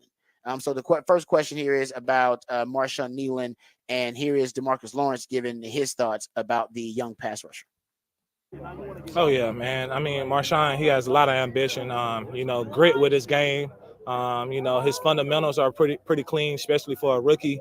It's a high ceiling for him. I'm gonna keep working with him as much as I can. And I definitely think he's going to evolve to something even better than me. Do you see you in him? No, not as much as y'all said. How would Jared them say it? I mean, me is me. God ain't make too many DeMarcus Lawrences. At least that I know of. I mean, but Marshawn definitely has some instinctive, play to his style. He's down, dirty, gritty. He's 275. I never played at 275. So I mean, it's definitely a little difference, but like the grit about him. He did say, I think he's gonna evolve to something even better than me. I think that was if you want to look for the upside to that comment, he did say that I think he'll evolve to. Now, how long it will take him to evolve into that, that's a different conversation. They need to see flashes of that, immediately this year. But I did like that DeMarcus Lawrence admitted, like, he overall, man, he has a higher ceiling than I did as a player. Yeah. And I think that's because he is heavier and he probably can play multiple shades. They have bumped DeMarcus Lawrence inside, like they did it. And it was actually one of their more effective pass rush packages or pressure packages. They would start Michael Parsons out at off-ball linebacker, have DeMarcus Lawrence at the edge, of course, on the end, and then they would just spin down Micah to the edge, bump DeMarcus Lawrence inside, and then have DeMarcus Lawrence with a favorable matchup on a guard or something like that, somebody they know he can beat, and then have a favorable matchup with Micah Parsons on whoever. It doesn't matter because Micah's just a Tasmanian devil out there. And then there'd be times where they twist him, they do a stunt, or they'd run a game, and then Micah would end up on the guard, and then they'd have DeMarcus Lawrence coming back on the edge where he is. So that is, start talking about with DeMarcus Lawrence. I do think, right now, DeMarcus Lawrence has a tremendous value for the Cowboys. He's going to be one of those guys that they're not going to be able to keep around once they sign the big three. Like, ultimately, they'll look to move on, that's why the Sam Williams deal and this Marshawn Nealon draft pick are so important, because they're probably going to look to move on from an aging DeMarcus Lawrence. Doesn't mean he's not awesome, and doesn't mean that the Cowboys don't want him. I just don't know if they're going to be able to afford an aging DeMarcus Lawrence, because he don't want his money. Yeah. Just like DeMarcus Ware wanted his money. And you can't afford to pay all three. No. But by the way, did you notice, as speaking of ex-Cowboys or Cowboys defensive ends they let move on, or linebackers, Randy Gregory, that he basically just didn't even show up to camp for the Bucs, signed the deal with the Bucs and didn't show up? Was it a no-show? From everything I've read, he still has not shown up to camp. Is it like a contract? I think he signed issue? within this offseason. So not a contract issue. Just do they know he's like not in some trouble, or like all I say is that he has not shown up, and so they're like, okay? That he said he was like he signed there, and then I guess doesn't want to be there. Okay, so it is maybe something that he just wants out. I guess I don't know. It's a weird situation, but yeah, that is weird. It's something that the Cowboys, they made that offer when he went to the Broncos, and then the Cowboys were going to match it, but then there was apparently a clause in the contract for the Cowboys that he didn't like. And they wanted it out in case he starts doing stupid stuff like this. and so it's one of those ones that you look at now and go, yeah, you know what, guys? I think you probably lucked out on that one. He's a good player, but you probably lucked out. Keep DeMarcus Lawrence, and it's probably working out better for you. That's a great point. I didn't know that. I hadn't heard that. Yeah. Yeah. Man, you show up. I mean, hey, the whole day, at least show up and be like, I'm showing up, but I'm not practicing. Why is he not practicing? But now just not showing up like that after signing a deal. Yeah. That's not a good sign. Optics aren't great for him. All right. So that's DeMarcus Lawrence talking about Marshawn Nealon. Here is him talking about Mike Zimmer and the Mike Zimmer system. And he essentially described something that I have been explaining on the show, just about how different the Dan Quinn defense is from the Mike Zimmer defense. Here's DeMarcus Lawrence speaking on it. Yeah, with the schemes over the last couple of years with DQ, it was more about speed, using our speeds to set up linemen. More this year, with Coach Z is really details, working on our details, our fundamentals of staying in our gap, controlling our space, and, we work our speed through that. See, Dan Quinn, as a risk taker and a gambler, he wanted speed. That's why he used a lot of sub packages. He likes a lot of hybrid players. He wants speed on the field, wants to be able to move guys around. He wants his defense to be a kind of a malleable organism. Constantly shifting, constantly evolving and moving. That's why he loves twists and stunts up front. He loves pre-snap disguise, moving the safeties around. Loved having 3 safeties out there in big nickel. Loved sub packages, like dime packages, with more speed on the field. So it's so many differences between, and like I said, he gambled a lot. He wanted his DBs to gamble a lot, wanted his corners to gamble a lot, and they did, and it paid off for him because you had Trevon Diggs and Deron Bland, who led the NFL in interceptions, and you led the NFL in takeaways over a 3-year span, and led the NFL in takeaways in back-to-back years, and was one of the league leaders in pressures. So Dan Quinn's system worked. And I think Mike Zimmer's system will work, but they're trying to achieve different things. So just keep that in mind. If you're like, oh man, the defense isn't as good as Dan Quinn because they don't force the turnovers and they don't get as many sacks. It's not what they're trying to achieve. They're trying to be more sound fundamentally. So they'll probably give up fewer explosive plays than Dan Quinn's defense. There'll be a better run defense than Dan Quinn's defense, but they won't have as many splash plays. You just won't. And I think that's kind of what he's saying too. All right. We're going to save the Ian Rappaport sound about the CeeDee Lamb contract status. We'll get into that in Rod's rant because I also want to get into the trends in the NFL that are starting to, that at least you notice a lot this upcoming season, that have been kind of building pretty much to a crescendo of this season. We'll talk about that a little bit and also get into that CeeDee Lamb contract. There's also some subtle rule changes that the NFL has made, and they made them very in an underwhelming fashion. They didn't make a lot of headlines, but they do affect a couple of the more popular concepts in the NFL. And a lot of teams may have to change their approach and their method of executing these concepts because of the rule changes. So we'll go over those two coming up a little bit later on the show. When we come back, this is the Rodcast featuring Patrick Davis. I'm Lifetime Longhorn Rod Davis coming back on the horn.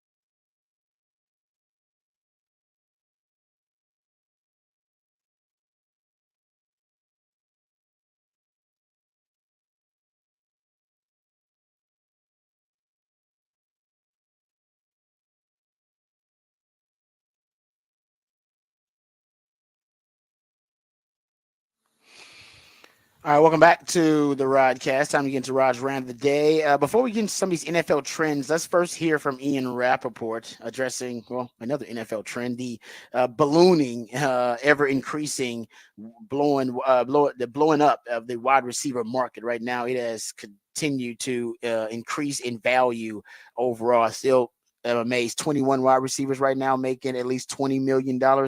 4 years ago, that number was at 4, I believe. Just had 4 wide receivers, and just in the last 4 years, you've seen that number quadruple. So let's get to this audio. This is audio of Ian Rappaport. He was on with Rich Eisen, and he was asked about the Cowboys contract negotiation with the CeeDee Lamb and asking what's taking so long. Why is this being drawn out to the midnight hour? Here is what Ian Rappaport had to say. I think with CeeDee Lamb, I would not say that it's close because there's a lot of work to be done, but it feels like that's closer than Dak, just my general feel. And I think mostly because the market is pretty well defined. Like we saw where Justin Jefferson is. He got a 4-year deal, $35 million per year, 140 total. I wouldn't be surprised if CeeDee comes in around there, maybe not above, but around there, as he should. I mean, he is a great, great player. If the Cowboys are sort of on the same page with that, and again, like there's a lot that has to go into these things, but it's not like that hard of a deal to do. The Dak one is harder. Not being able to franchise him, not being able to trade him. Not that they would, but I'm saying like that's basically just gives Dak all the leverage. It's honestly just a matter of like how much does he want, and does he, are the Cowboys going to do what's necessary to keep him there, to keep him away from free agency? Because if he's a free agent next year, he'll be the biggest free agent we've ever seen, biggest free agent in NFL history. And it's like people ask me how much money would Dak make in free agency? How high can you count? 60 million per in free agency next year? Yeah, higher, more, always over. Wow. Yeah. So you got another insider saying that he's saying in free agency he's going to make north of 60 million. But if you're going to make north of 60 million in free agency, that's the bargaining chip you use in the negotiation. Say, man, I'm going to make north of 60 as a free agent. Why would I settle for 55 with you when I'm going to make 63, 65 with another team in free agency? Yeah. Extra 10 mil a year. So you need to increase the offer. So that's, like I said, he's going to make everybody, and not everybody, but a lot of the insiders that I trust. Adam Schefter said it. Louis Riddick said it. Now you have Ian Rappaport, all very respected and credible, saying north of 60 is the value right now for Dak. And that may be what he's asking for, guys. North of 60. Right now, the $55 million a year quarterback is the top of the market. I think he's going to get, the way Ian Rappaport said it, Patrick, he's going to get 60 plus. And I think the big question is the guarantees and the cash. Is Jerry Jones and the Cowboys willing to part with the cash and guarantee Dak 3 to 4 years fully, as guaranteed as you can be? Because if you say, well, he's going to make 63 a year somewhere, but only 2 years are guaranteed, and then they can get out and it's funny money for the rest of it. It may be better to take a 4-year guaranteed at 60. So it depends on that concept of what Dak wants and what we just don't know what the Cowboys are offering now. And as much as it seems like it wouldn't be hung up over a couple $1 million, you keep hearing these reports where it feels like it's being hung up over a couple $1 million a year, and not necessarily the cash or not necessarily the guaranteed money, because you're not hearing that as much as this is the number, and the Cowboys don't seem to want to hit that number. Which again, they're just reports. And it's all Steven admitted that they all wanted top of the market deals for their position. He basically implied that all of them do. And then he also said 55, no one wants to go over for a quarterback. He did, which I assume meant them too. He said nobody wants to go over that 50. He said nobody's going over the 55, and he's right. That's where the Packers stopped with Jordan Love. That's where Trevor Lawrence stopped, right? That Joe Burrow $55 million a year mark. And I think the Cowboys are trying to stop there too. And if you're Dak, that's an insult. Yeah, it's like, come on, man. Come on. That basically, you're telling me that now. And it wasn't an insult to Joe Burrow. You got to think of Joe Burrow. He signed. He was the top of the market at the time. He set the mark. And other guys now, they have just matched him. So it wasn't an insult to Joe Burrow at the time. It will be an insult to Dak Essentially, you would Yeah. be telling Dak, "Oh no, we consider you to be kind of like Trevor Lawrence Yeah. right now, or a Jordan Love." And he's like, "I've proven myself way more than that." So that's why it would be. He's like, "Why is it an insult? It's not an insult to Joe Burrow." Yeah, because at the time, Joe Burrow was the highest paid quarterback of all time. He did set the mark. Yes. He got to brag about that for a couple of months or whatever it is. Yeah. I mean, No, I don't know how long it was, but however at long the it end of the lasted, day, you know? you can always come out and say, I was given the biggest contract in NFL history at one point. And so in 20 years, Joe Burrow can still say, when I signed my contract, I was the highest paid player in the NFL. They paid me more than anyone has ever made in NFL history. I got that. Well, and the guy wasn't going to claim. You could do that too at 55 million. You could just say, You can. along with 3 other guys. No, and they could say, we'll give you 55 and a half. Yes, and that's also kind of insulting. It's like, come on, man. No, that's not. No. So Dak, he's got all the leverage. And as you heard there from Ian Rappaport, another insider mentioning north of 60 million could be the value that we're talking about here. So that would be quite a leap. Okay, I was going to get to NFL trends here, but I think we're running out of time and I don't want to dive deep into that yet. So let's talk about the injuries really quickly because you got a couple of these. Justin Herbert, which I think it's maybe pretty serious. He's got plantar fascia injury to his right toe. So he's right now going to be out. They're not going to, they're not going to push him to practice. They expect him to be ready for game 1, but he's going to be sidelined for at least 2 weeks. Just no practice, no anything, just to take precautions. So that's significant, guys. I mean, that's an injury that could linger. Yeah, because he's not going to have it. You're not going to have surgery to fix it, and maybe he will. But there are some reports that he's been dealing with this on and off for a little while. And that's some of the scuttlebutt, I should say, more the rumors out there is that, and that's something that may be tough to heal if you re-injure it during the season. So that's, like I said, that could be significant for the Chargers. I saw this from, it's from the 33rd. They cover football. It was a tweet about Justin Herbert's injury. It said these types of injuries, they don't get better unless it's surgically repaired, which is actually snipping and breaking the muscle. It's pure tension that really never gets better. So physical therapy are just stretches that barely help it. So there's a belief that you might have to get that surgically repaired at one point. And now the season is here. So that won't be an option for a few months. And hope is that hopefully you cannot re-injure it or make it worse. And if that is the case, then they got to be really, really careful. So that's one injury. And then there's Geno Smith. Apparently Geno Smith also dealing with some injuries early on. So he may be sidelined for a while with the Seattle Seahawks. So it's another quarterback injury. Remember, since we have gone to 17 games, we have started. The NFL has had more unique starts and more quarterbacks make at least one start than any time in the league's history. They're playing more quarterbacks because more quarterbacks are getting hurt. And apparently the Geno Smith injury, he's going to undergo some imaging to see the severity of it. But Mike McDonald, the head coach there, said they wouldn't reveal what's ailing him. They're trying to be, a little cryptic here. But he said he's working through a couple of things from the other day, getting imaging tonight, and then we'll see. He said, I don't know about returning to practice tomorrow. We'll see what comes out of it when he gets to see the doc. So already got some injuries at key positions at the quarterback position for some teams around the league. Also around the league, and this is something that I don't know how much of the NFL is going to be, upset about this. And I haven't really heard much about it. And I know that a lot of teams might have to adjust their method and their execution. So the NFL is tweaking their motion rules. They're tweaking their motion rules, but pre-snap motions and shifts. And they're not like changing it completely. Some people are saying that basically this is a push to get rid of what they call the cheat motion. The cheat motion is when, remember, Miami was doing a lot. They'd put Tyreek Hill in motion parallel to the line of scrimmage and then give him a running start into his route. But you can't go upfield until the ball is snapped because obviously that would be, false start, illegal motion. So this is what they said to revise the rule. They revised it. Any eligible backfield player who changes his stance does not have to come to a complete stop prior to the snap, as long as his actions are not abrupt or forward.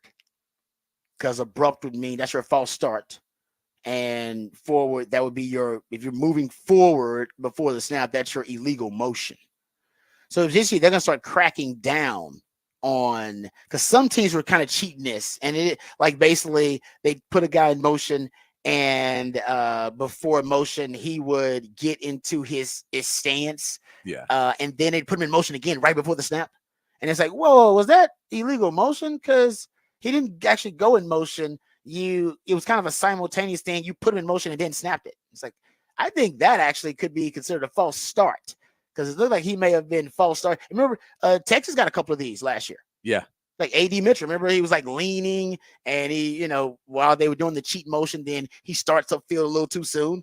And the NFL was getting really cavalier about that, letting people just kind of go in. Was like it was Canadian football almost. Yeah. You're running out to the sideline, getting a full speed start, and then leaning upfield to run around. You're like, well, I think he was leaning upfield before the ball was snapped.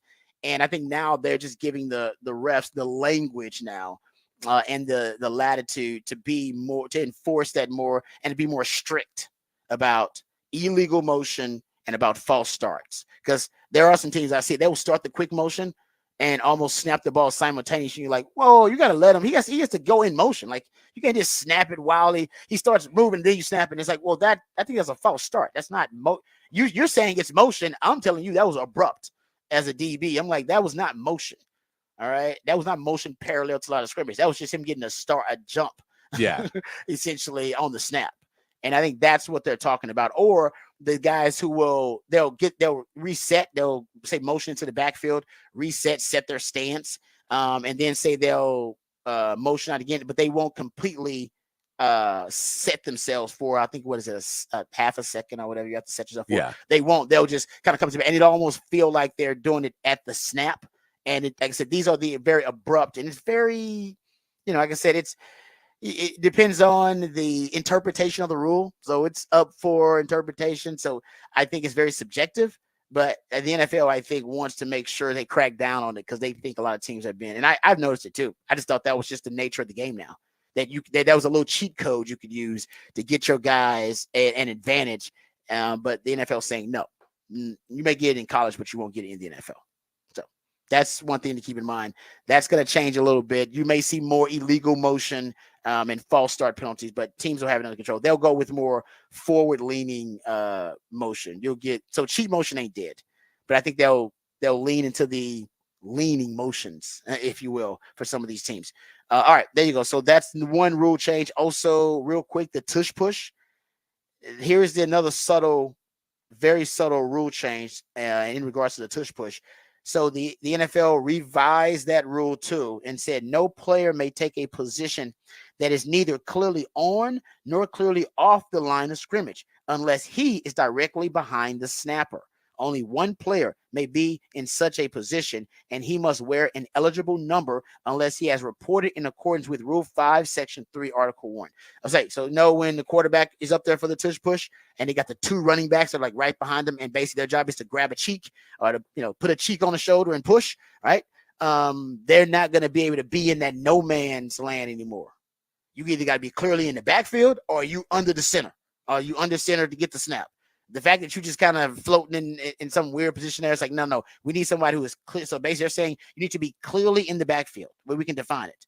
They said no player may take a position that is neither clearly on nor clearly off the line of scrimmage. Unless he is directly behind the center. So you need to basically be clear. Is that guy going to be at the line of scrimmage, on the line of scrimmage, or is he going to be in the backfield? They're not going to allow you basically to get right there next to the quarterback. Yeah. And grab a buttock and do the tush push. So I don't know how now you got to come from the backfield to do it. You can still do it, but it won't be as immediate. Yeah. Because you got to have the guy that come from the backfield. So that's another 2 yards you got to add to it. Yeah. Like and then, Jason Kelce retired. And Jason Kelce retired. Trust me, that's a big part of it too. But just any other team that may decide to do it, you can't do it like the Eagles did. No. And you couldn't do it like the Eagles did anyway because you don't have a powerlifting quarterback and, like you said, a Hall of Fame center. So a lot of reasons why it's not going to happen. All right, there you go. So there's some rule changes for the NFL. Subtle, slight rule changes, but I think they could be a huge factor in some of the more popular concepts in the league. We come back. We'll have What the Facts, What the Stats on the other side right here on the Rodcast featuring Patrick Davis. I'm Lifetime Longhorn Rod Davis coming back on the horn.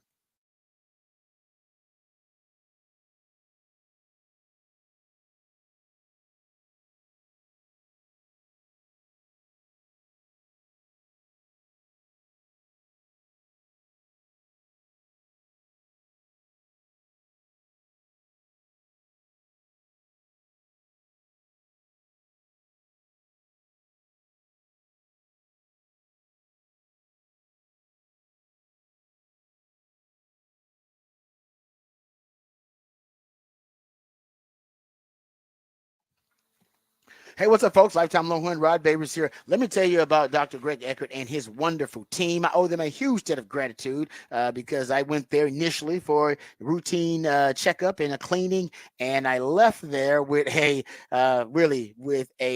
great experience overall. And I left there indebted to Dr. Yu and his team because during the checkup they pointed out that my wisdom teeth were growing in sideways. I was on the verge of a potential disaster when it came to my oral health, and they acted quickly. They made sure that I was comfortable and informed and educated about the process, but also made sure that they got it done quickly. I had the procedure done. I was back at work within a couple of days, and thanks to Dr. Eckert and his team, my dental health and dental hygiene have never been better. So it doesn't matter. It can be the same for you. Maybe it is a routine checkup and just a cleaning. Hopefully that's all you need. But if it is something serious, if it is something dire, you want to be in good hands. You want to be with folks that you trust, folks that are knowledgeable, and folks that have a proven record. All right. And that's Dr. Eckert and his wonderful team. So if it's just general dentistry or teeth whitening or dentures or porcelain crowns or veneers, dental implants, full mouth reconstruction, even root canal therapy, whatever it takes to ensure you're getting the best quality dental care available, that's what Dr. Eckert and his team are all about. And right now, he has the ability to give you a brand new smile in just one day. All right, permanently secure to your dental implants. No time spent without teeth. You'll get temporary fixtures until they can complete your permanent smile. You'll smile again with confidence and eat freely without pain or discomfort. It's a lifelike permanent solution. So if you've been told your teeth need to be replaced and you need dentures, don't freak out. Just call Dr. Eckert today to learn about this revolutionary alternative to dentures. It's a complimentary consultation, so you got nothing to lose but so much to gain, because a confident smile can truly change your life, and Dr. Eckert wants to change your life for the better. So what are you waiting for? Give him a call today, 512-345-3166, 512-345-3166, or visit dreckert.com, DRUECKERT.com.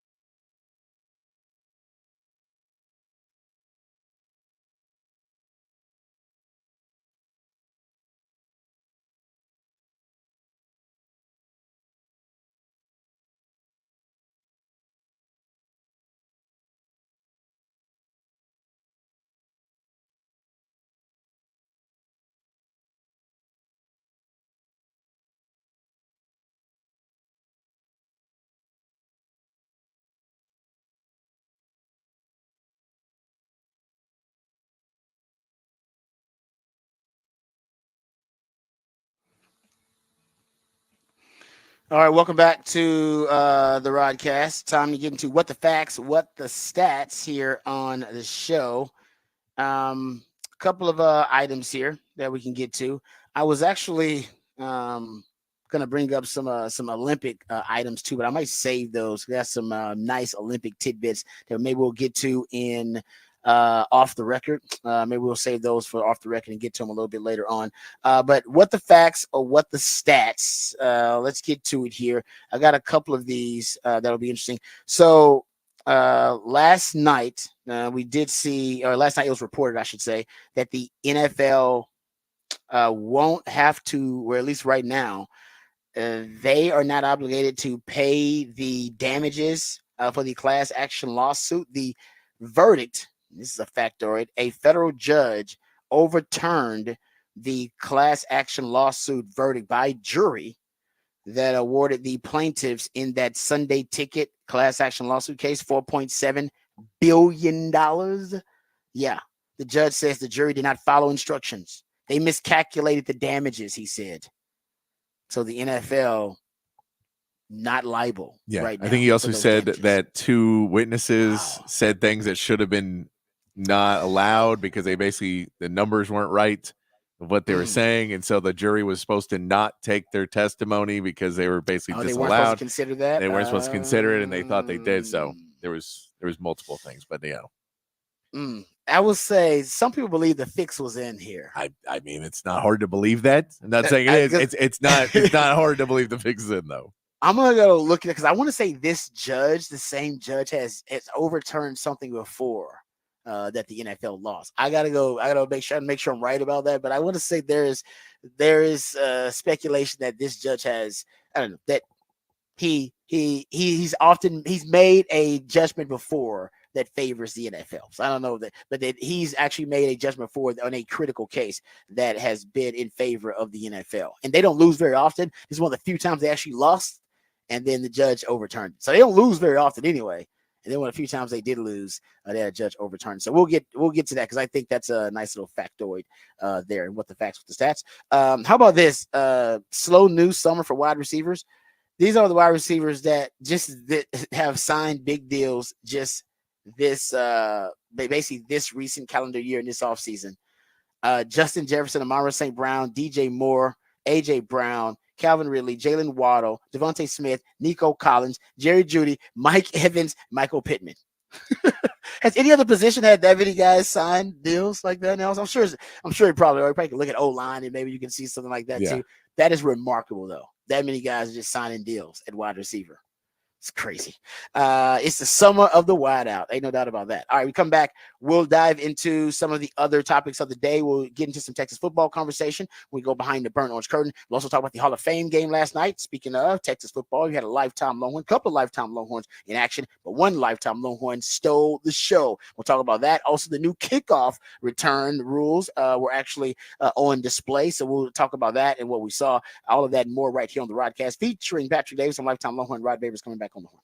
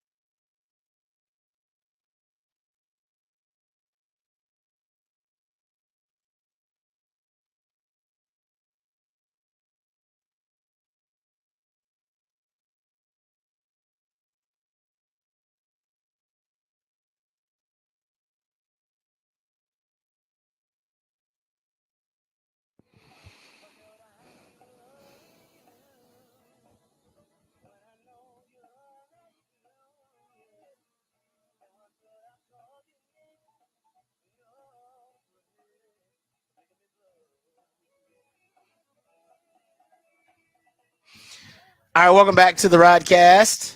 It is a Freak Flag Feel Good Fake It Till You Make It. Ric Flair, woo! Football 512 Friday edition of the Rodcast. That's when my co-host, the Idillionaire Patrick Davis, plays jams from local bands, very talented human beings that you have a chance to catch live right here in the ATX. Who are we jamming right now, Patrick? This is the Burn-Alls. They're going to be playing part of Obi Fest, kicking things off for us, doing a little Freddie Fender tribute there. But they'll be kicking things off for us at Obi Fest Sunday at Seaboys. It's good stuff there. And it's going to be a great event coming up this weekend. So appreciate my man Patrick keeping us in the know on a 512 Friday. He also comes up with the topic for the big fat poll of the day, which is already posted up there for you at the Horn ATX on X. You can go check it out. Let the folks know what the topic is for the big fat poll of the day. Big fat poll of the day today. Who will lead the Texans in receiving touchdowns this season? Seeing with all the talent they added, the five-headed monster, as CJ Stroud called it, who will lead in receiving touchdowns. Right now, the poll is going Stephon Diggs heavy. They're 50% Stephon Diggs, Nico Collins second at 30, and Tank Dell at 16 for 17% for Tank Dell. Tank Dell, though, I mean, I'm telling you, he had 7 touchdowns in 11 games last year. It's a very high number. CJ Stroud looks for him, especially on big plays.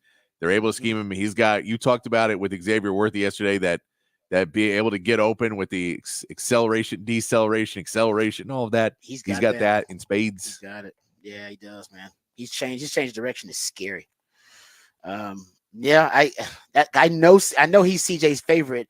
Stephon Diggs obviously is the guy that's done it the most. So he should be like a safer bet because he's done it the most. You've seen him do it the most, but has he done it with CJ Stroud? But if you can, CJ Stroud, I mean, he's an elite quarterback in the league. So I don't think it'll take long for them to find their groove and find chemistry. And then Nico Collins and CJ Stroud have already proven their connection. I mean, he performed last year like a top 10 receiver. The belief is that, he's going to pick up where he left off. Now, will he have the same productivity as last year? I'm not sure because you got a lot more weapons now that you're going to bring into the fold. But there shouldn't be regression, and maybe you have fewer volume with him, less volume, so fewer receptions, maybe fewer targets. But hopefully some of those metrics increase, like touchdowns for a guy like Nico Collins. So I don't actually know. I know Tank Dell's his favorite. I do know that. Well, I've think too, it's going from training camp that Tank Dell's his favorite. I think that you're going to see the number one DBs on certain teams kind of have to switch between Nico Collins and Stephon Diggs, and they may just go somebody plays a side against the Texans because you're just like, they have 2 number ones. So I don't know where you're going to put, I don't know if you're going to put a top guy on one of those guys and try and really shut him down. But Tank Dell's kind of left behind that. I don't know if you can put on Nico or Stephon Diggs and put them on at the number 3 guy. So Tank Dell will get the number 3 guy guarding him. Yeah. I mean, pretty much. I mean, something like that. Yeah, he'll definitely get favorable matchups. I mean, and depending on where they play Tank Dell, some people believe they're going to put Tank Dell on the outside. He can play on the outside too. He's one of those smaller receivers that can play on the outside. And then have Stephon Diggs and Nico Collins are one of those guys inside, be moving some of those guys around. It's easier to scheme a guy open. Yeah. If you can move him around from the slot. They may do that with Nico and Stephon Diggs to try to scheme those guys open. So that's a good question. I haven't even voted because I'm not sure who to vote for. I'll admit it's much like the Longhorns. You got first world problems there. All right, let's. What's no use complaining from a yacht? Nah, no news. Was it crying from a yacht? Is it crying from a yacht? Yeah, no, he's crying from a yacht, man. Don't be crying from a yacht. I like that. It's going to replace the first world problems that we use all the time. All right, let's get to the Horn headlines here first, and then we'll come back, discuss the Hall of Fame game a little bit. We'll discuss the new kickoff return. Do we like what we saw there? And we'll dive into the Texans a little bit. I got a critique for Bobby Slowick. Bobby Slowick, first-time play caller. He's a star, by the way. Everybody in the league believes that he's got a really promising future. I do too. I do think I have a piece of advice for him though, as a member of that Mick Shanahan coaching tree, and we'll get into that coming up when we talk some Texans. We'll also go behind the Burn-Alls curtain next segment, and we'll discuss Texas football. There's something strange going on in the secondary, and I think I've been able to identify what it is. But there are some reports coming out of training camp with the Longhorns that I think are right now showing that the coaches may have a new plan, a new philosophy they're trying to implement with the secondary. And I agree with it. But if it is what I think it is, I agree with it. Okay, so we'll get to that too coming up next segment. But first, let's get updated. Let's get educated. Let's get informed on all the top stories of the day with Patrick Davis and the Horn Headlines. All right, your Horn Headlines brought to you by Top Gun Rentals and Lawn Equipment. In the MLB, the Astros begin their series with the Rays today with their new pitcher, left-hander Yusei Kikuchi, taking the mound. Kikuchi was acquired by the Astros last week via trade with the Blue Jays in his 4-9 on the season with a 4.75 ERA, but top 20 in qualified players in strikeouts and walks allowed. The Rangers will look to bounce back from 2 blowout losses, starting their series with the Red Sox with a bullpen game tonight. Jose Arena will get the start, boasting a 3.07 ERA so far this season. And the Rangers are looking to make up ground in the AOS as the Rangers currently sit at 4.5 games back from the Astros and Mariners. And the Chicago Bears got a 21-17 win over the Texans in a weather-shortened game to kick off the NFL preseason. Davis Mills and Case Keenum both had passing touchdowns in the game for the Texans, but the standout player for the game was Colin Johnson, catching 2 touchdowns on 3 receptions for the Bears, racking up 56 yards. Game was called in the third quarter due to severe weather in the area, and the Texans will now have to wait to play again until next Friday against the Steelers. And looking at the current medal count in the Olympics, USA still holding the overall lead with 39 total medals, and now in second place in gold medals with 9, behind only China with 12. But they do have the lead in silver and bronze with 16 silver and 14 bronze, as they will look to capitalize on some more medals today and this weekend. And that is your Horn Headlines.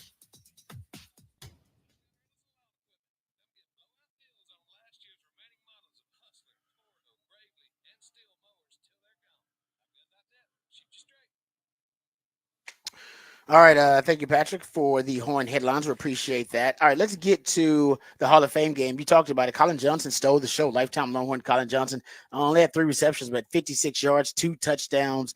I mean, the guy. I've always said he's an NFL wide receiver. I said it at Texas, and I don't know where he's going to get drafted or how that work out, but the guy's an NFL wide receiver to me, and I still believe that. He was on the practice squad last year. Has dealt with some injuries, but I mean, I think Colin Johnson should be on somebody's team. I'm glad they expanded the practice squad so that guys like Colin Johnson who may have had an injury here or there and maybe took a little while to acclimate and adapt to the league. They do have time to do that now and kind of mature into being a professional. I think he looked great, and I mean, now I know it's preseason. He's going up against guys who are trying to make the team like him, but he looked the best out of the guys trying to make the team. So I imagine, I haven't looked at the wide receiver room with the Bears is deep. It is a deep one. They drafted Romo Dunze. They got DJ Moore. They got Keenan Allen. So their frontline guys are loaded. I haven't looked at the depth of that position, but something tells me even if he doesn't make the Bears squad, Colin Johnson, what he put on film, got a really good chance to get picked up by some other team. And that's what you're trying to do. You just want some film so that teams will see your value. Especially if you're a depth guy, you don't get a chance to play and you haven't had to put a lot on film, which is the case for Colin Johnson. But I've always loved his catch radius. His catch radius is elite. You can just put the ball anywhere in his vicinity. And Colin Johnson will find a way to pluck it out of the air, turn 50-50 balls into 80-20 balls. He's always been able to do that. And I think the speed was the big question at the NFL level. But once you get to the NFL, your speed doesn't matter as much. Your speed only matters while you're trying to get drafted. Well, after you're drafted, nobody talks about your speed. Nobody asks about your 40. Nope. Because all they care about is if you can play. Can he play? Yeah. Does he look like he creates separation? Yeah. Nobody cares about it. They only care about your speed before the draft. And after that, nobody really gives a damn about it anymore. So he's adequate there. That's not a question. But I do think he's a guy that's going to make a team this year. I said I'm not sure if it's the Bears, but he's showcasing enough where somebody out there will be interested in Colin Johnson. Good for him. No, I agree. I mean, if you look at that Bears depth chart, there is a top 3, a very set top 3, and a Dunze. They brought in Keenan Allen and DJ Moore. They just paid. Behind that, it's not necessarily that there's anybody there that you would say is guaranteed to be in that position. So Colin Johnson could be fighting for that spot. I know on depth charts right now he's ranked 3rd string, not 2nd string as wide receiver, but at that part. If you just work yourself into second string, you're on a roster spot. Pretty much. And I think he did a lot for himself last night. He still got a couple more games to go, but I think he did a lot for himself. And I haven't checked. I gotta go look at the practice squad rules about when they age you out of practice squad, but I know they increased it where you can be an NFL veteran now in practice squad. Like you can have like an actual vet. And back in my day, I want to say after your rookie year, you were maxed out of the practice squad. You couldn't just be on the practice squad. Like after like your 5th or 6th year. Now I think you can, if I'm not mistaken. But I'll go check those rules to make sure because they recently changed it. Rojo, another lifetime Longhorn.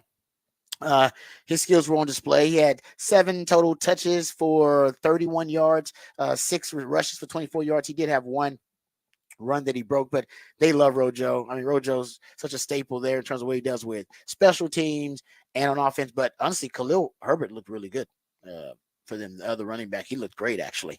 I want to say he had 1 explosive run, but then averaged, even if you take the explosive run out, I think he was averaging like over 8 yards per rush. Take the explosive run out of it, and he was still averaging, over 5 yards per rush. So he had a hell of a night. And Rojo is in that same backfield. So I think Rojo might be right now working as their 3rd back, maybe something like that. But he looked adequate. And if you go look at the Texans side of things, and also for the Bears, I mean, Brett Rippon had a really good day, 73% completion percentage. He had 3 touchdowns, over 11 yards per attempt. On the Texans side, Davis Mills looked good, 77% completion percentage. Case Keenum looked pretty good out there, 78 yards, over 8 yards per attempt. Both of those guys 2 touchdown passes.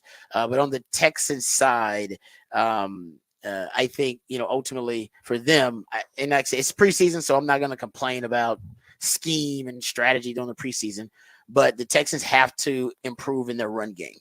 And everybody, by the way, that's the players, the coaches, the O-line, their running game really has dragged down this offense. Even prior to CJ Stroud getting here, they have had one of the worst running games in the NFL for the last 4 years. If you go look at the Texans run game by year, just the running back ranks in the run game by year, 26th last year, 31st in 2022, 31st in 2021, and 31st in 2020. This is how they closed last year. 26th in yards per carry, 26th in EPA per rush, 29th in success rate, 27th in rate of runs that failed to gain yardage, 31st in the rate of runs resulting in a first down, 29th in yards after contact per rush, 24th in yards before contact per rush. You get it. All right. They're just one of the worst running games in the NFL. And getting Joe Mixon, that the whole point of that is to boost the running game. But I think ultimately what will boost the running game is having more weapons on the outside, forcing teams to defend those weapons, like Stephon Diggs, Tank Dell, Nico Collins, Dalton Schultz. So they're going to try to win the numbers game against your passing offense, which means they're going to back those safeties up. That's going to give you lighter boxes, and you should be able to run the ball more effectively versus a lighter box. Last year, the Texans with a light box against the light box, which is fewer defenders than you have blockers, they were 16th in yards per carry at 5 yards per carry. So not terrible, but average. And they were 19th in success rate and EPA per rush against a light box, but against a loaded box, which is what they saw a lot of last season. They saw the second fewest light boxes, the second lowest light box rate in the NFL last season, which means they saw a lot of loaded boxes. And against a loaded box, more defenders than you have blockers, 29th in yards per carry, 3.3, 29th in success rate, and 28th in EPA per rush against a loaded box, which means you don't want to see loaded boxes. Problem is, they like to run the ball on early downs. Early downs are usually your run-heavy downs, so defenses are geared towards stopping the run on those early downs, which is why you want to flip the script and do some early down pass rate, but that's a different discussion. So Bobby Slowick, because he's a strict Shanahan disciple, right? So he's really strict about following the core principles and also following the schematic blueprint of Kyle Shanahan. Now, some guys, they just take the core principles and then they put their own spin on it, like LaFleur and like Sean McVay. Sean McVay is actually getting further away from the Shanahan blueprint. He's running now more power and gap schemes, running more duo than he's ever ran before, running a lot more pistol than he's ran before. So he's actually getting away from it. But some of the core principles are the same. High play action pass rates, lots of pre-snap motion shifts, lots of condensed compressed sets, right? The squeeze splits we talked about with Nick Saban. Those are the key conceptual signatures of a Shanahan offense. And by the way, they're also of Sark's offense because they've been hybridized and they share a lot of commonalities. But I digress, getting back to it. So Bobby Sloak is because this is his first year as a play caller. So of course, the only thing he knows is Shanahan. So he's being very strict in terms of following the Shanahan example. And to the point where I think it's hurt his team a little bit. So 49% is the early down run rate for the 49ers. They run the ball 49% on early downs, and 67% of the time they run into a loaded box as a result of that, right? The Texans, they're damn near identical numbers. They're 48% early down run rate, 65% of the time they're running into a loaded box. Now, problem with that is for the Texans, you're really bad. Your run game is really bad. So you're 28th running the football against loaded boxes. So your early down run rates are putting you in third and difficult positions, third and long and third and really long situations. The Texans actually were 5th in the NFL last season in average yards to gain on third down. The 5th longest, I should say. They averaged the 5th longest distance to go on third down, 7.5 yards. They basically averaged a 3rd and long last season with a rookie quarterback and a rookie play caller. They always say that a young quarterback's best friend is a run game. CJ Stroud, they had no best friends. Like he was their running game was a bad best friend for CJ Stroud. So basically that's why you ended up in all those 3rd and longs, is because you were so unsuccessful running into loaded boxes on early downs. So he's got to shift away from that a little bit. And I think now the new weapons, adding Stephon Diggs and now having more faith in CJ Stroud, now, Tank Dell going to be healthy the entire season, and a Nico Collins establishing himself, you'll have enough weapons where you can throw the ball on early downs. You have faith in your quarterback to be able to do so. And that mentality and also the weapons, just the presence of them alone, that'll back those safeties up, back those defenses up a little bit, and that'll give you some lighter boxes to run into. But yeah, I mean, the Texans tried to run just like the 49ers. And the 49ers are number one in terms of running against a loaded box. They're number one in success rate in the running game, number one in yards per rush, number one in EPA per rush. The Texans, who trying to replicate the 49er model, they're 28th in success rate in the running game, 27th in yards per rush, and 22nd in EPA per rush. As I always say about, restaurants who they want to dabble in fried chicken, right? It's like, Zaxby's and Bush's, they got their own model. They can't be like Chick-fil-A, though. Chick-fil-A has set the standard. It's kind of like Kyle Shanahan. Shanahan has set the standard, and everybody wants to replicate his model, but you got to do it your own way. You got to put your own spin on it. You got to do your own cover version of the Shanahan offense, like Sean McVay and like LaFleur has done, like Mike McDaniel. You can't copy it, you can't copy it verbatim, if you will.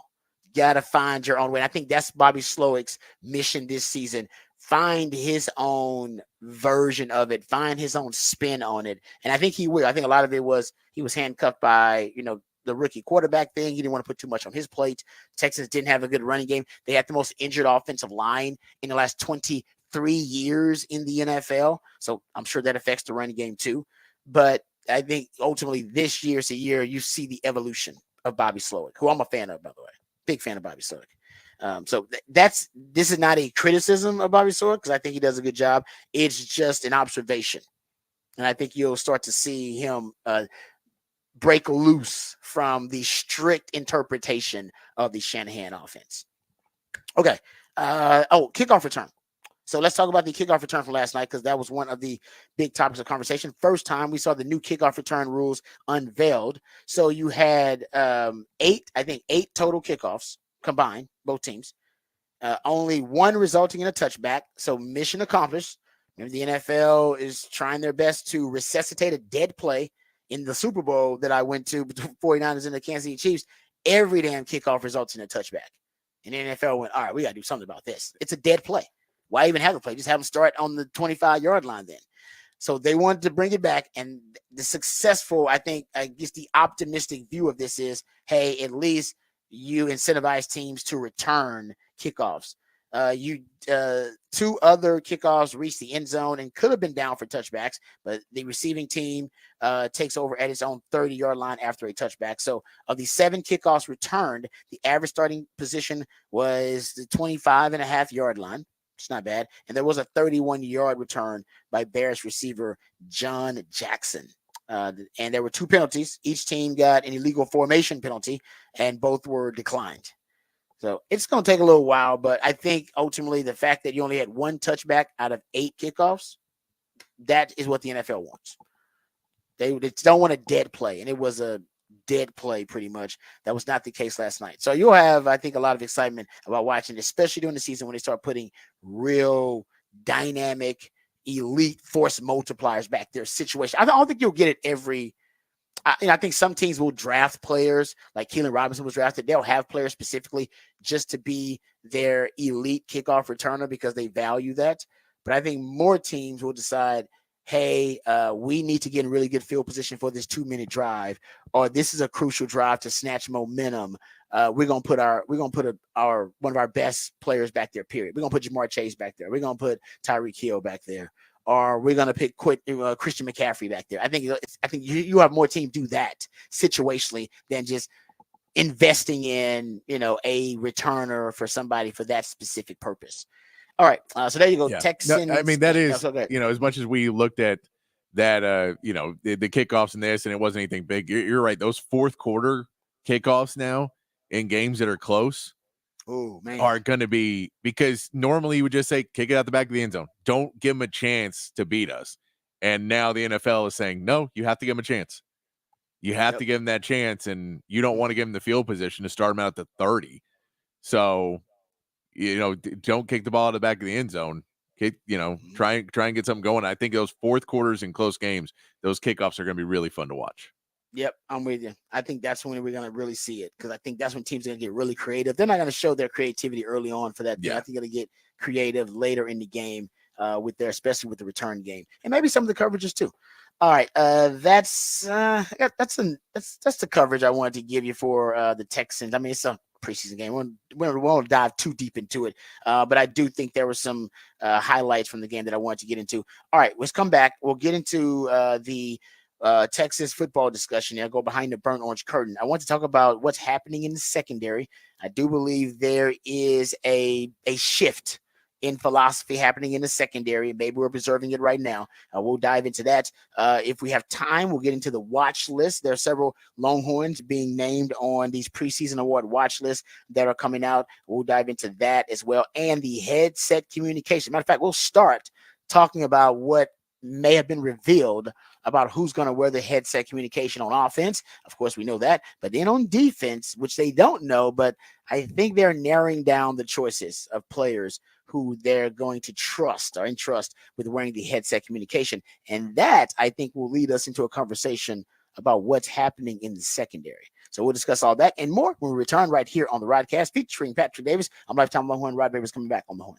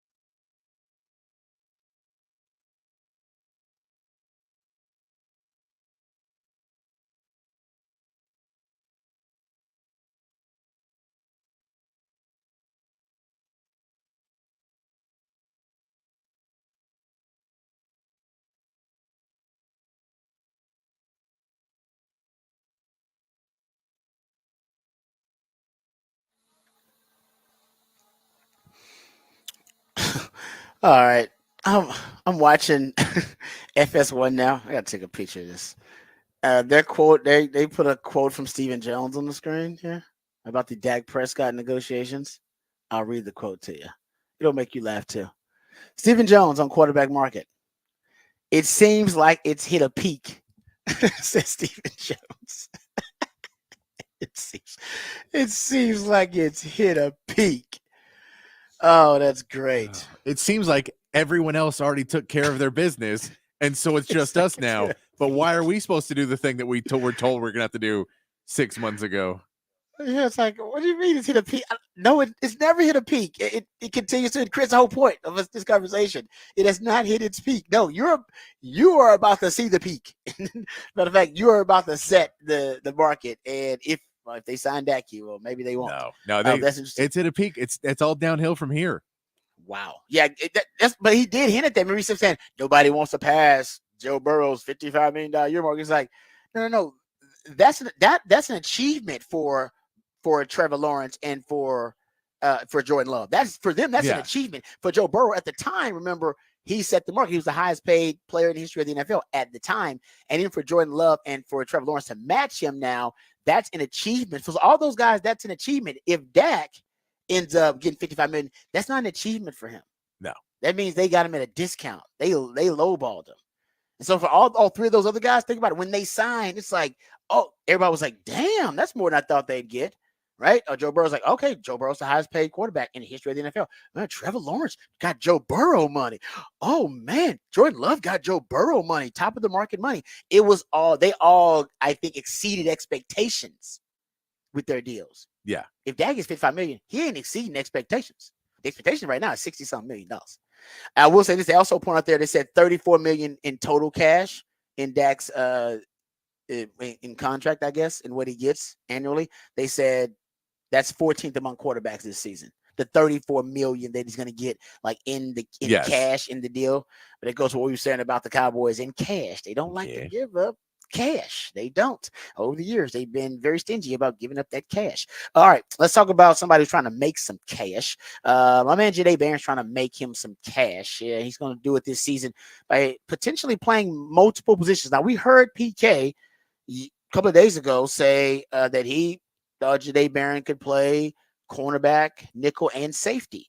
And even remarked that if Jalen Gilbo continues to ascend and continues to impress at the nickel position, then that would allow them to do some very creative things with Jahdae Barron. And then our friends over at On Texas Football, remember yesterday they reported that when they went to not yesterday, but 2 days ago, the media window that they had, like an hour-long media window on Wednesday, that going out with the ones was Jalen Gilbo and not Jahdae Barron. And Jalen Gilbo going out with the ones. And that made me think. And then I see this. This is also something that made me go, That's an old Arsenio Hall reference. Some of y'all didn't get that. Remember you had a whole segment, things that make you go, anyway, you see, Patrick remembers it, maybe. All right. So, what's it, the dog pound? We got to get the dog pound going? Yeah, the dog pound. Come on, man. It's old school reference. Okay, so they were doing their own investigative work out at the media windows for practice. So they're observing all the players. And what they observe is that they're the quarterbacks. None of the quarterbacks had their helmets with them. All right. And the quarterbacks are walking out. The top three quarterbacks, Quinn, Arch, and Trey Owens. None of them have their helmets, and they help to find out, but they don't have their helmets because all of the quarterbacks' helmets are being essentially retrofitted with the headset communication. So they have the headset, so they don't get to have their helmets. They're with the equipment staff while they're fine tuning, checking the headset communication, and then making sure everything works. And they don't want to give it to the players because the players, we do stupid stuff with our helmets. We throw them, they're helmets. You know what I mean? So they don't trust the players with very expensive equipment inside their helmets. So they'll probably take it from them after practice and give it back to them before practice, that kind of stuff. And so using this as kind of using this as their reference, they look for the defensive players who don't have their helmets. Smart move. Smart by the On Texas Football staff. Look that. And the three players on defense who didn't walk in with their helmets were Anthony Hill, Derek Williams, and Jalen Gilbo. I was like, okay, maybe that's why they don't have their helmets. It's because Everybody else got the helmets, but these 3 defensive players did not have their helmets to start off things. And that the belief is that how the equipment staff had their helmets, also fine-tuning their headset communication that they're going to have. And we also know from PK, they have not decided who's going to wear the headset communication on the defense side of the ball. They have not decided that. So they're still experimenting with it. This might be part of that experimentation. Anthony Hill makes sense. He's going to be their Jalen Ford this year at middle linebacker. Jalen Ford played more snaps than any other defender last season for him and stayed on the field damn in every situation. That's going to be Anthony Hill. So that makes sense. Derek Williams actually makes sense of the safeties you have, because Makuba wasn't even out there with the ones when we went to the media window on Wednesday. It was Taft Daddy, Lambo Taft Daddy. All right. So I think Makuba will start, but I think ultimately they want him to earn it. And so even if he earns it, they're saying Derek Williams is probably going to be on the field more than Makuba or Taft Daddy. So Derek Williams makes sense. The one that doesn't make as much sense is Jalen Gilbo, but to me now it does, because I think what they're doing here with Jalen Gilbo is I think ultimately what they're deciding, they're empowering him. Now they like his development. He's ascending. And by the way, remember in 2022, he started at the beginning of the year. Now, that was the year that Jahdae Barron blew up, but essentially in the competition between him and Jahdae, it was really close enough for him to get a couple of starts in 2022 over Jahdae Barron. Now, they rotated, Jahdae Barron blew up, but think about that. Like he played, right, early on in that season before he ended up getting the injury. So they trust him. I think they want to empower him now. Remember, we heard from Sark that Jalen Gilbo was trending the right way during the spring. We heard from PK just a couple of days ago. Hey, if he continues to impress like this, we may feel like we can move Jahdae Barron around a little bit, depending on the situation and the matchup. So I believe this is part of them empowering Jalen Gilbo. And like I said, headset communication that says that the staff trusts you and that your assignment sound. But if you're gonna move Jahdae Barron around, basically during the game or week to week, whatever it is, you don't need him with the headset communication. He's moving around too much. Got him at, have him at safety. You never know where you're going to have him week to week based on the matchup. Could have him at safety, could have him at corner, could have him at nickel. So my theory is that's why it's not Jahdae Barron. I mean, the guy went to SEC Media Days, one of the 3 players. It's Quinn Ewers, Kelvin Banks, your 2 first-round picks, and then Jahdae Barron. Okay, so I don't think it's like, oh, Jahdae Barron, is he being kind of demoted? I don't think that's the case at all. I think they're empowering Gilbo so that they can have more creative movement in terms of the multiplicity and versatility, and promote that with Jahdae Barron. Remember, my theory, I told you guys this months ago, if you want Jahdae Barron to be up for a national award, be a semifinalist for the Thorpe, that's why he's wearing number 7 now, Huff Daddy's number. If you want him to be a semifinalist for the Nagurski, you need to start promoting him and creating a narrative. And the narrative should be, and I said this a year ago, he's the most versatile defensive back in the country, period. I remember Chip Brown reporting that Gary Patterson said he could play safety. Now you got all of the coaches saying he can play safety, nickel, and corner. We've seen him play corner. Saved Texas season last year. They probably could have lost that U of H game. He doesn't come off the bench because he was, not playing because of injury. He was in street clothes, came off the bench in the second half, ended up making a game-saving play for you in the fourth quarter at the cornerback position, not the nickel. So I think the team, they trust him. Coaches trust him. I don't think there's any demotion happening. I think they are promoting versatility. Matter of fact, that was Sark's buzzword all offseason, right? Versatility, where he's talking about the recruiting class, versatility, position flex. He said that word 7-8 times, just describing the DBs in the recruiting class. And I think that's something else they're promoting, because what have I told you? The future of football is positionless football. I've been saying it for 10 years. It more and more, you can start to see more and more schemes, NFL schemes, college football schemes, and go, yeah, we need guys who have versatility, multiplicity in their skill set, because it offers you solutions. All right. And it offers you flexibility when it comes to matchup advantages and disadvantages, where offenses are constantly trying to engineer matchup advantages. If you got hybrids out there, really hard for them to engineer a matchup advantage with hybrid players on the field. There are drawbacks to it and downside to it, but mostly I think that's where football is evolving to. And I think that's where Texas wants to go. They want to go to more malleable defense with built-in solutions through versatility. Those solutions are based on the versatility they have in the back end there. And now they got Makuba that can play any position in the secondary. They got Jade that can play any position in the secondary. Jade himself told us at SC Media Days they were cross-training him and a lot of other guys in the secondary. So they are emphasizing versatility. There's no doubt about it. Multiplicity, which is something that I'm glad they're doing, because something I've been saying that they need to invest in for a long time now, in recruiting, but also in development. You should invest in them both ways. So I think that's what's happening. I think they are shifting their philosophy to a philosophy of, hey, let's have more versatile defenders. We want to have everybody in our secondary should be able to play multiple positions, whether it be the corner that can play nickel that can play corner, the corner that can play safety, the nickel that can play safety, whatever. The truth is, you may end up going toward more of a big nickel. Big nickels, when you have three safeties on the field, the big nickel is becoming more and more popular. You're actually going toward a big nickel package anyway, because your nickel now at Jade Barron is a guy that can play safety. By the way, the Shrine Bowl, when they released their top 1,000 draft eligible prospects, they had him listed as a safety. They had Jade Barron listed as a safety. I think Gary Patterson ultimately thought that he was a safety. I don't know if he has the foot speed to be just a straight up corner in the league, but he could be. Kind of reminds me of Quandre Diggs, right? Quandre Diggs didn't really have the frame or the foot speed to play corner, but he just had the skill to do it, and he could do it at the college and the pro level.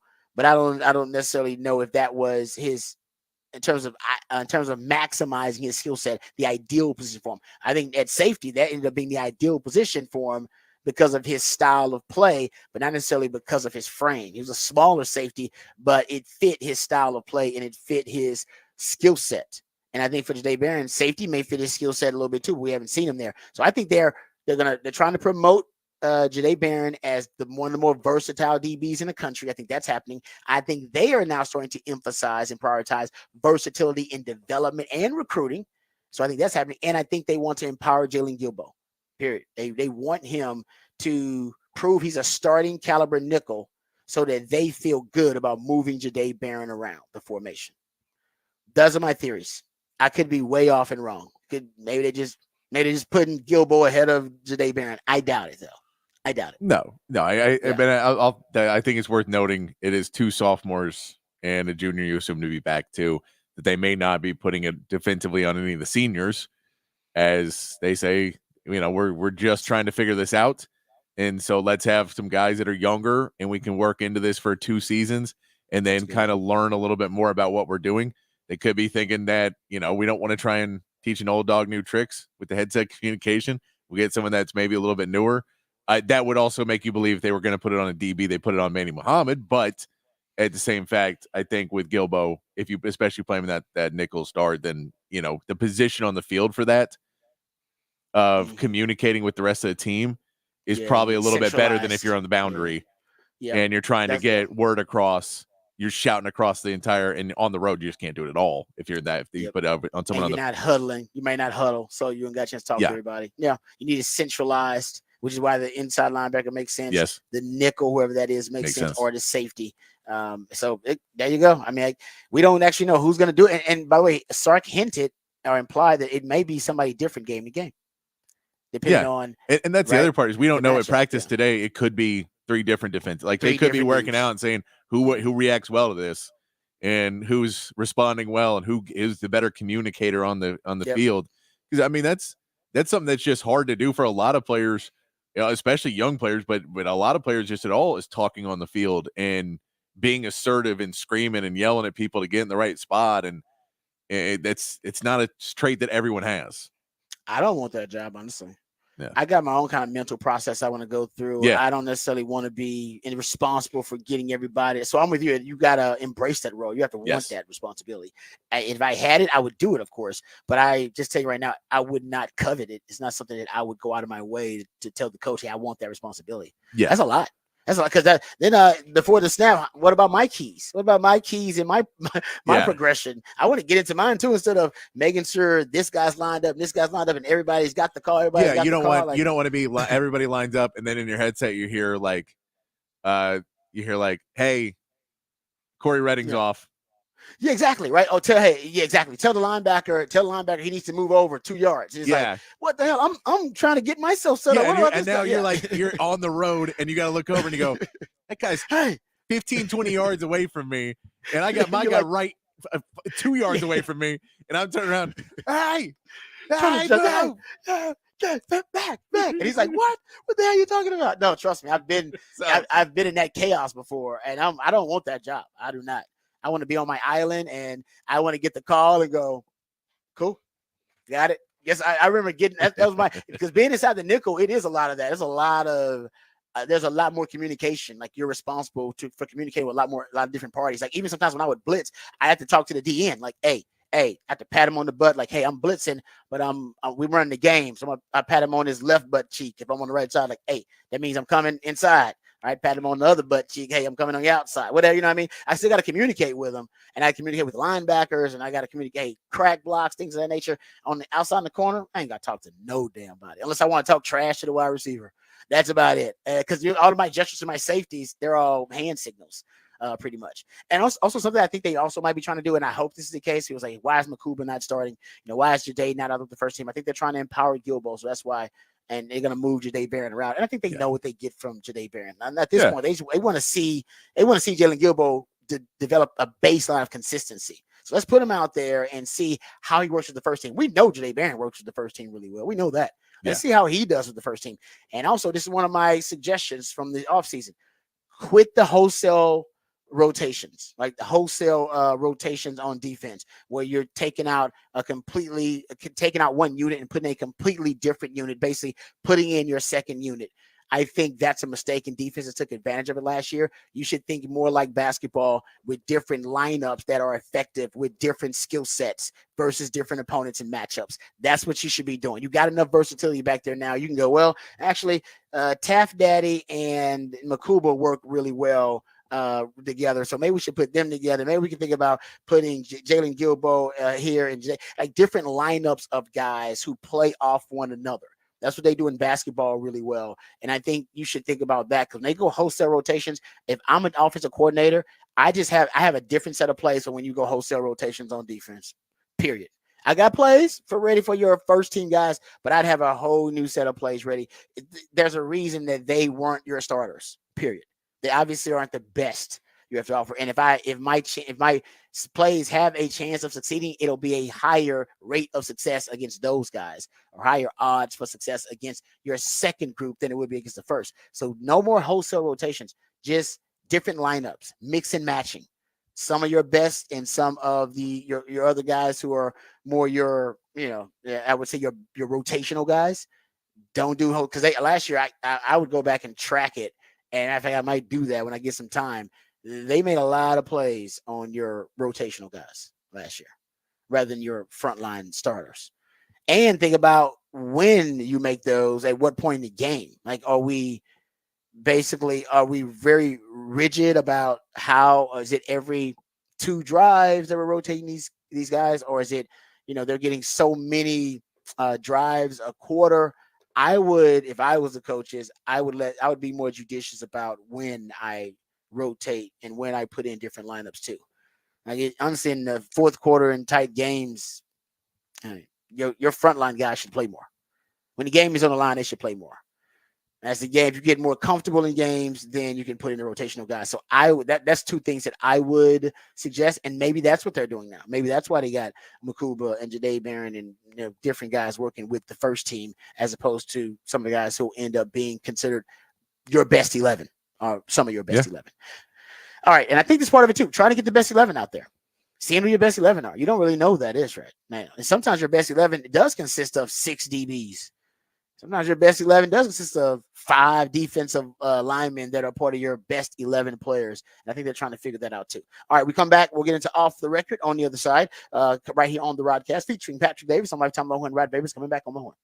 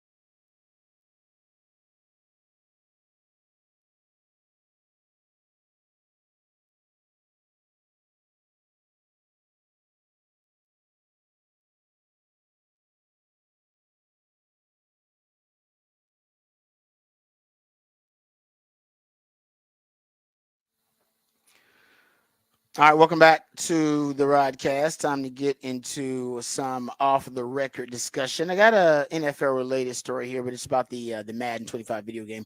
We'll get to that in a second. I will say this: I don't even know. I'm sure you guys have noticed this too. And I don't know why it's become such a popular thing, but have you noticed that full body deodorant has become like a popular item again? Like, Yeah. have you noticed that now? I've seen a lot of ads for it. Yeah, yeah. It seems like every I don't know, deodorant company or every company that is that makes those types of products now has kind of a full body, which I've never used, by the way. Because I mean, Axe body spray. I wasn't into Axe body spray. I think that's basically kind of a full body deodorant back in the day. I went into that, but now they got them like they're the spray kind and like the roll on kind too. Like Old Spice, like Dove, Secret, Crystal. It's weird. If you need a full body deodorant, shouldn't you just take a shower? Yeah. I get that If you're there's full body deodorant, that's Yeah. probably shower time, right? If you no, got to do it I put it in the feels places where I feel like I'm a sweat. Okay, I'm a sweater. it I'm feels a sweater. like it's a marketing thing where they're like, we're not selling enough deodorant. Well, So you how just do go we sell take this- more? Yeah. You tell them to use more. Tell them they got to use more. You got to it use more. everywhere. Hey, All over I your mean, body. look, we all know the easiest thing, or anyone is going to be self conscious about odor if somebody mentions it. Someone's like, "What's that smell?" You're immediately like, "Is that me? Is that me? Is that?" Well, you live in Texas, you should be, yeah. In Yeah. Texas, it You might know, be like if your breath, you want to make sure you're just like, I don't like, did I eat something? Did something wrong?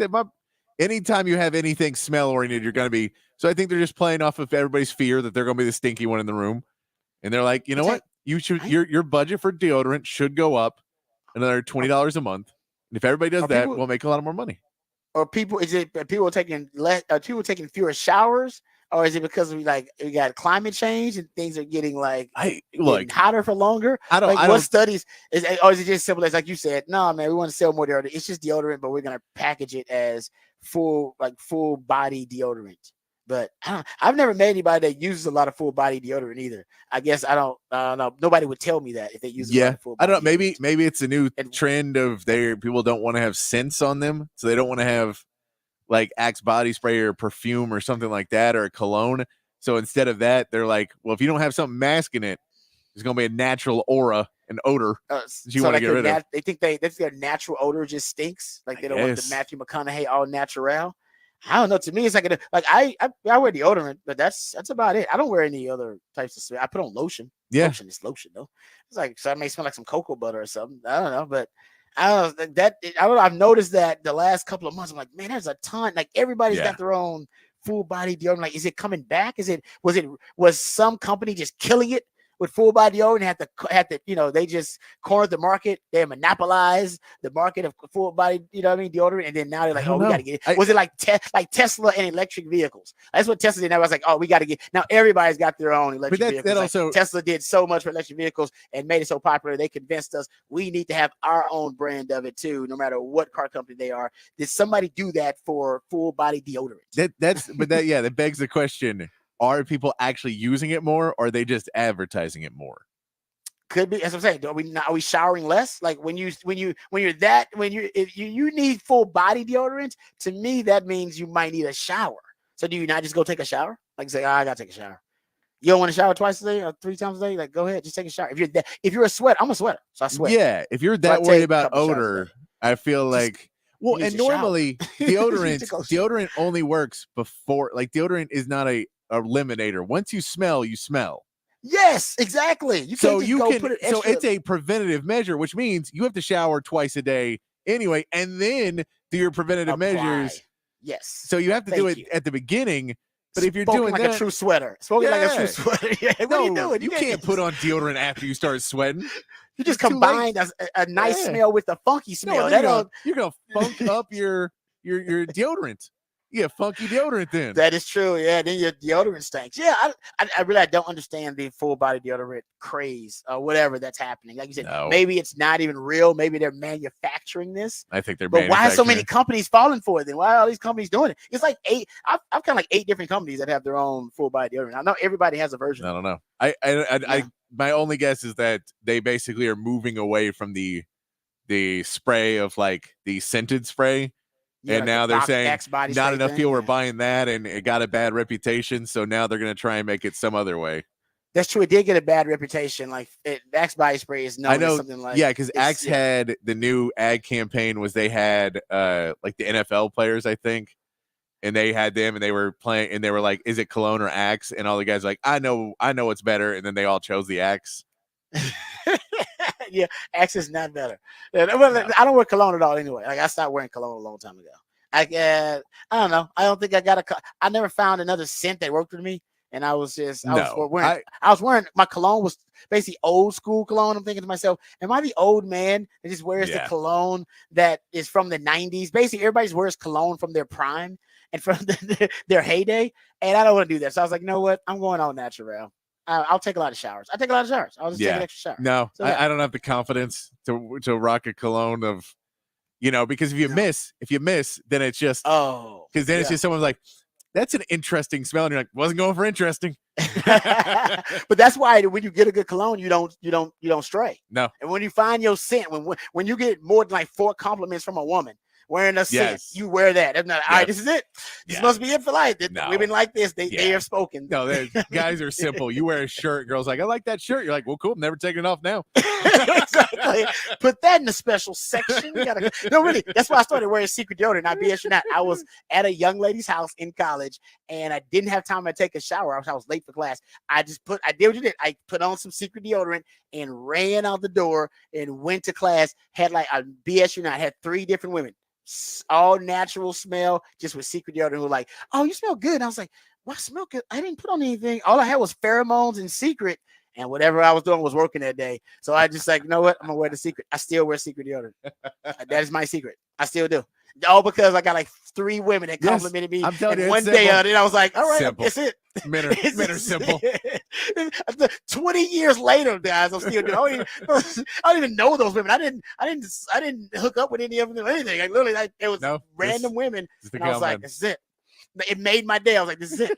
My life has changed. This secret deodorant will be it for this one. And I got to this day, I don't know if secret deodorant has worked as well since that day. I think it was more by pheromone. I think it was something weird going on that day. There was someone next to you. There was someone next to you that smelled good. Some dude behind me. Who knows? But I never got a compliment about my smell. I've never had multiple women compliment me about my smell ever again in my entire life. I've had one woman go, oh, you smell good. That's nice. You know what I mean? But I've never had multiple different women, not even in the same room, randomly compliment my smell. And that day, my life was changed. Man. Still remember that day. I do. I remember that. That was a day that stood out right above my still great days of my life. In your brain, yeah. It is. It's like I still remember it singed in there. I'm like, damn. One of the happiest days of your life, Rod, when I got married, the birth of my first child, and the day 4 different girls told me I smelled good. I was trying to replicate it, and I still have not been able to replicate it successfully. All right, there you go. I had a rant about we had a Mike Tomlin story, but we'll get to that another time. All right, let's come back. We'll talk. We got a Rangers report coming up, so Rangers fans don't go anywhere. We got Rod's rant of the day. We'll get into that. We also have some NFL news notes and nuggets. We'll hear from DeMarcus Lawrence. We'll also learn about the new Cowboys acquisitions. We're jam-packed right here on the Rodcast, featuring Patrick Davis and Lifetime Longhorn. Rod Babers coming back on the horn.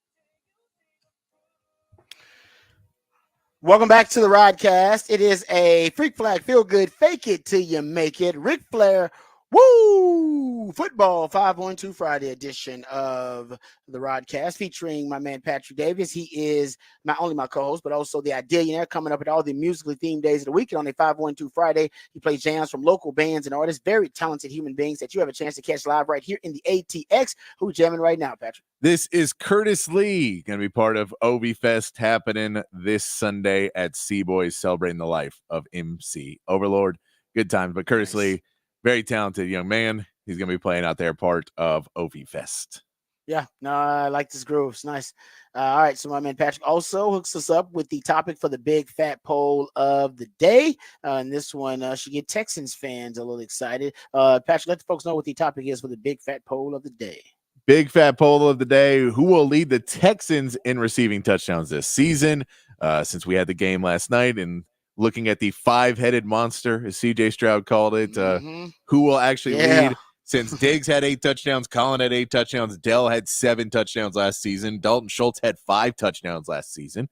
So if you're looking at those numbers, are all somewhat similar. Dalton Schultz a little bit lower, but still in that conversation. Right now, the poll is up. Stephon Diggs has gone down. He's at 42% now for Stephon Diggs. Nico Collins at 29% and Tank Dell at 23%. Oh, man, it is a tough question. I'm not going to lie. I'm pretty stumped on. I don't think I've given an answer because the Tank Dell one is, I know he likes Tank Dell more than he likes the other wide receivers, and not like, that he doesn't like those other guys, but he looks for him. I've been hearing in training camp and reading in training camp, he's looking for him. You just gave the stat last year before he got hurt. 7 touchdowns in 11 games. Yeah. That's he was looking for that crazy number. Yes. Especially for a rookie.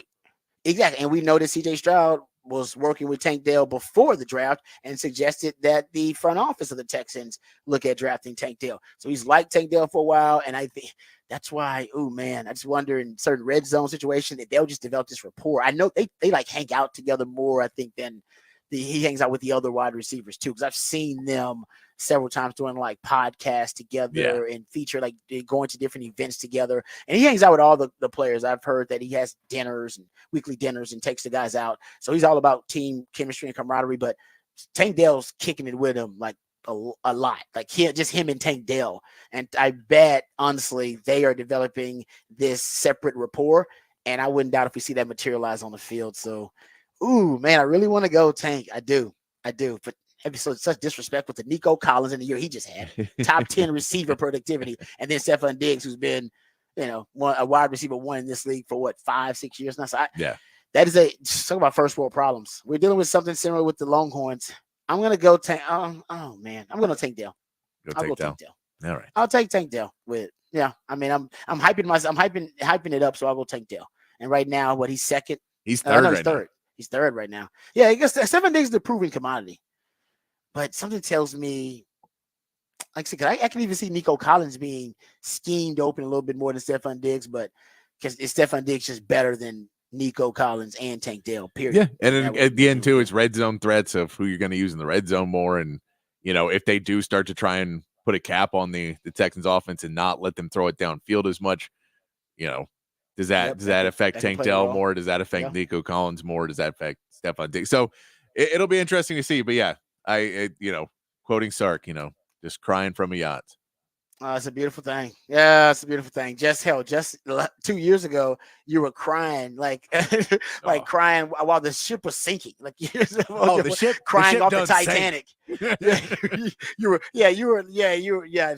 The ship had sank. You were basically floating on some remnants or something on out in the ocean. That's how Texans fans felt. But now Texans fans, I think they're, like you said, crying from a yacht. I think that's how they feel right now with CJ Stroud and company. So good stuff there with the topic for the big fat poll today. We'll get a Rangers report. Not much going on with the Rangers, but we'll talk some Rangers in the Rangers report. We got Rod's rant of the day. We'll talk about some rule changes. The NFL really revised a couple of rules, but they didn't make a lot of headlines. We'll talk about it. I think they're actually going to be really impactful with two of the more popular concepts in the NFL these days. So we'll get to that coming up. We'll also hear from DeMarcus Lawrence talking about Marshawn Nealon, who is the Cowboys, now with their second round pick, but now they need him to step up this season because of the Sam Williams injury. So we'll hear from DeMarcus Lawrence talking about Marshawn Kneeland and his mentorship with their second round pick. We'll also hear from Ian Rappaport discussing CeeDee Lamb and actually Dax too. CeeDee Lamb and Dax contract negotiations and status with the Dallas Cowboys. So we'll dive into that. But first, let's get updated. Let's get educated. Let's get informed with all the top stories of the day with my man Patrick Davis and the Horn Headlines. All right, your Horn Headlines brought to you by Top Gun Rentals and Lawn Equipment. In the MLB, the Astros begin their series with the Rays today with their new pitcher, left-hander Yusei Kikuchi, taking the mound. Kikuchi was acquired by the Astros last week via trade with the Blue Jays and is 4-9 on the season with a 4.75 ERA, but is top 20 in qualified players in strikeouts and walks allowed. The Rangers will look to bounce back from 2 blowout losses in a row, starting their series with the Red Sox tonight with a bullpen game. Jose Urena gets to start boasting a 3.07 ERA so far this season. The Rangers are looking to make up some ground in the AL West, currently sitting 4.5 games behind the Astros and Mariners. And the Chicago Bears got a 21-17 win over the Texans in a weather-shortened game to kick off the NFL preseason last night. Davis Mills and Case Keenum both had passing touchdowns in the game for the Texans, but the standout player of the game was Colin Johnson, catching 2 touchdowns on 3 receptions for the Bears, racking up 56 yards. The game was called in the third quarter due to severe weather in the area, and the Texans now wait to play again Friday against the Steelers. And looking over at the Olympics and the medal count, right now, USA still in the lead with the overall medal count with 40 total overall medals. They are now tied for second place in the medal count, gold medal count with 9, tied with Great Britain and behind China's 12 right now in the gold medal count, but leading the way with silver and bronze, 17 silver and 14 bronze for the U.S. so far in the Olympics. And that is your Horn Headlines. All right, thank you, Patrick, for the Horn Headlines. We appreciate those. All right, let's dive right into it. Some Cowboys, Nuggets we want to get into. There are some NFL news notes and nuggets to address. A couple of injuries, I think, that could be really, really impactful this early to start the season. But we'll talk about those here in just a second. We got Rod's rant, of course, and we'll get the Rangers report here for you, so Rangers fans stick around. But first, Cowboys, they made 2 acquisitions this in the last 24 hours. And we got the Sam Williams injury, who was their second round pick from a few years ago. They expected him to have a huge impact this year because of the losses of Dorrance Armstrong, the losses of Dante Fowler. And, you know, now with a new defensive coordinator, Mike Zimmer, they were hoping to really establish Sam Williams as the I would say the front runner to replace DeMarcus Lawrence whenever that time came. And I think that time is coming sooner rather than later. But now the Cowboys need to reevaluate things. And they drafted Marshawn Kneeland, by the way, in the second round this year. But Sam Williams was expected to have his breakout year this year. So Sam Williams is out for the season with a torn ACL. And they brought in 2 defensive ends. They actually brought in 4 and worked them out yesterday. I thought that basically they would end up signing one of the more well-known products they brought in. I was not familiar with Al Quadin Muhammad and also Shaka Tony were the 2 edge defenders that they have reportedly signed. Nick Harris reported that. Nick Harris also reported that Al Quadin Muhammad has to serve a 1-game suspension of 6, because he served 5 of those 6 already from last season because of a violation of the PED policy. He's going to serve 1-game suspension, so he won't be, if he makes the opening day roster for the Cowboys, he won't be available for game 1. He won't be available against Cleveland because of this suspension. He's taken a very circuitous route, if you will, to get to the NFL. He originally committed to Miami as a freshman. He was suspended his entire sophomore year over an altercation with his roommate. He came back the next year and was a significant contributor. Then he was suspended later and dismissed from the program a year after that because he was involved in an exotic rental car scheme that violated NCAA rules. And then when he was dismissed from Miami, he decided to enter the NFL draft. He was drafted in 2017 by the Saints in the 6th round. They cut him a year later, claimed off waivers by the Colts, Played for Matt Eberflus there as his defensive coordinator. He actually stuck there for a while, ended up making a couple of starts, playing at over 50% of the snaps, became a designated pass rush specialist for them, basically over a period of 2 or 3 seasons, and actually became a full-time starter for him in 2021. And over 4 seasons, he ended up having 11 sacks, 22 tackles for loss, 127 tackles, 3 fumble recoveries. So he had some productivity with the Colts, but became a starter there at one time. So does have starter capability in the league in 2021. He followed Matt Eberflus to Chicago when Matt Eberflus left, where he didn't really have much success, didn't settle in.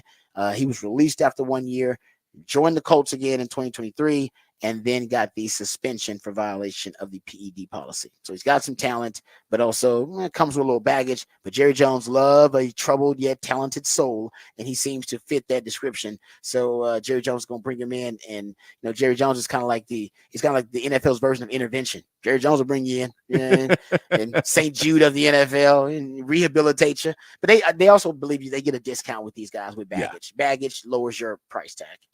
So that is some good business sense there. The other young man they signed, Shaka Toney, he was former teammates with Michael Parsons at Penn State and was an edge rusher there at Penn State. While Parsons was like a blitz and linebacker, he was the full-time edge rusher on that same defense. He did have 21 sacks in 4 years there with Penn State, so he knew how to get to the quarterback, and he's really athletic. He was with the Commanders, I believe, for a while, and he played sparingly, but they had a really deep defensive line. Remember that? And he didn't play in 2023 at all, really. Actually, he was suspended. Speaking of, I literally just brought this up about Jerry Jones being the St. Jude of the NFL, the patron saint of lost causes. The reason Shaka Toney did not play in 2023 as he was suspended indefinitely for gambling prior to the 2023 NFL draft. He was reinstated earlier this April, but was released by Dan Quinn when he became the head coach. So, like I said, baggage literally lowers your price tag, makes you cheaper. Cowboys love a bargain. There you go. So those are the 2 edge rushers coming in. Speaking of edge rushers, can we hear from DeMarcus Lawrence? So DeMarcus Lawrence was asked about him mentoring Marshawn Kneeland, the 2nd-round pick for the Cowboys, who's a edge rusher, and they were hoping to bring him along slowly. Not going to be the case now that Sam Williams is out. They got to expedite his development. So here is DeMarcus Lawrence, because he was asked about a lot of people are actually comparing the two. They've actually compared DeMarcus Lawrence and Marshawn Kneeland. I don't think DeMarcus Lawrence likes the comparison, but he does give Marshawn Kneeland a hell of a compliment here in this audio. Here's DeMarcus Lawrence. Oh yeah, man. I mean, Marshawn, he has a lot of ambition. Grit with his game. His fundamentals are pretty clean, especially for a rookie. It's a high ceiling for him. I'm gonna keep working with him as much as I can. And I definitely think he's gonna evolve to something even better than me. Do you see you in him? No, not as much as y'all said. How would Jared have said it? I mean, me is me. God ain't make too many DeMarcus Lawrences. At least that I know of. I mean, but Marshawn definitely has some instinctive, play to his style. He's down, dirty, gritty. He's 275. I never played at 275. So I mean, it's definitely a little difference, but like the grit about him. There you go. Likes the grit about the young man. He did say that he's going to evolve into being something better than me. Now the question is when, though, because they need him to flash that this year.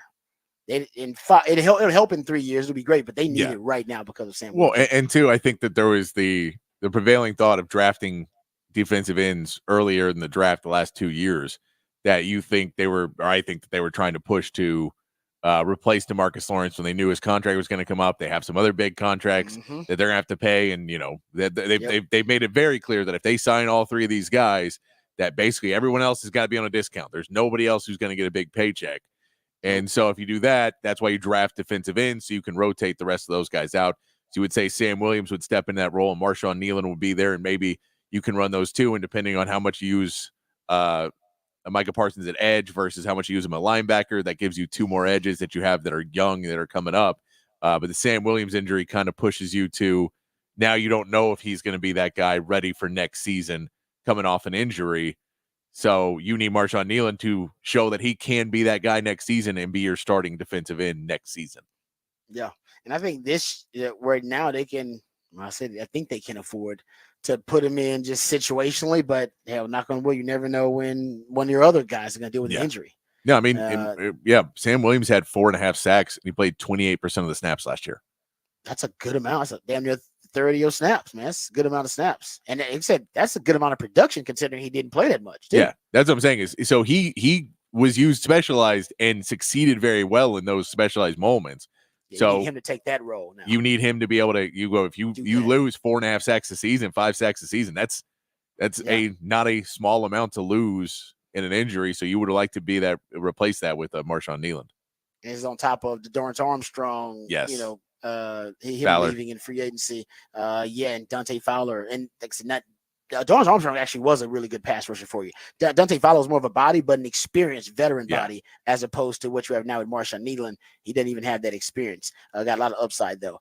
Let's hit this other DeMarcus Lawrence cut here. They were asking him about the Mike Zimmer scheme, and he does describe the difference, similarly to how I do too, about how Zimmer's just more about being fundamentally sound. They are going to be different. They're just trying, these defenses are trying to achieve different things. Dan Quinn's defense as opposed to Mike Zimmer's defense. But here's DeMarcus Lawrence describing the difference. Yeah, with the schemes over the last couple of years with DQ, it was more about speed, using our speeds to set up linemen. More this year, with Coach Z is really, details, working on our details, our fundamentals of staying in our gap, controlling our space, and we work our speed through that. Yeah, say discipline, fundamentals. Hell, don't leave your gap or abandon your responsibility to go make a play. No. That the play will come to you. I just need you to take care of your responsibility. And that Dan Quinn was a little bit different. Dan Quinn didn't mind you coloring outside the lines to go make a play. And he didn't mind you improvising to go make a play. He didn't mind a DB, deciding that, I'm jumping that route, because he was a riverboat gambler himself. And he liked the controlled chaos of, the different methods that he had to really incentivize, right, players who wanted to be ball hawks, players who want to go after the football, go after the quarterback. That's why you want to play on Dan Quinn defense. He allows you to go after the quarterback and go after the football. That's what Micah Parsons was asked about Mike Zimmer's defense. Listen to his quote. Quote, "I think it's going to be a very interesting year. What I'm going to be doing is a whole bunch of stuff, dropping in the flats, curls. It's really everything. They're expanding my versatility and using me in ways I should be used, and moving me around to make offenses ID me from other places and sending me when they should send me. He's going to utilize every asset of my ability, and that's something I appreciate. That's the plan. So I focus on trying to be in better shape and trying to be better now, knowing what the standard is and what he's going to have me doing." Okay, so but look, he's like, it's going to be interesting because he's not going to be doing what he was doing in Dan Quinn's defense, which was, I need you going after the quarterback constantly. As much as we can, we're trying to engineer matchups with you getting after the quarterback. And we don't necessarily need you to worry about like the structure and the integrity of the defense. The Dan Quinn unofficial motto was, stop the run on your way to the quarterback. Just stop the run on your way to the QB. And that is not Zimmer's philosophy. He's like, no, we're going to be fundamentally sound. We're going to have gap integrity. And then if everybody does their job, we will funnel that play to the right defender and we will make the play. All right. We don't have to go out there and take risks, and we don't have to gamble to try to make the play. Our fundamentals and our discipline will allow us to make the play. not not for Dan Quinn. It wasn't like that. Dan Quinn wanted to be a lot more aggressive in what he did. So I think they're trying to achieve different things. Dan Quinn wanted takeaways and he wanted pressures and sacks, and he got those as well. He's got as many as any team in the league in those 3 years in terms of leading the NFL in takeaways and leading the NFL, one of the league leaders in pressures and sacks. That's not what Zimmer is trying to achieve. He's trying to achieve more stability and being a structurally sound defense. So you're going to be better against the run. You're going to be better at limiting explosive plays, but you're not going to get the takeaways and the pressures that you would have gotten under and sacks that you would have gotten under Dan Quinn. So it depends on whatever you float your boat, right? What your taste is in defense. But I think the Cowboys defense is going to be good. Just going to be a different style of defense. All right, we come back. We'll get into that that Ian Rappaport. He had a nugget about the contract status and negotiations between the Cowboys, CeeDee Lamb, and Dak Prescott. So we'll get into that on the other side. We'll also stuff in the Rangers report. We'll start off with the Rangers report, and then Roger Rant will make it a smorgasbord. I'll throw in the Ian Rappaport nugget. We'll also dive into some of the other NFL stories. There's quarterback injuries we have to discuss. There's a rule change, actually 2 rule changes to 2 of the more popular concepts in the NFL that really may change how some teams are operating. So we'll get into that, and we'll also dive into some other NFL news, notes, and nuggets here on the other side, right here on the Rodcast, featuring Patrick Davis. I'm Lifetime Longhorn. Rod Babers coming back on the horn.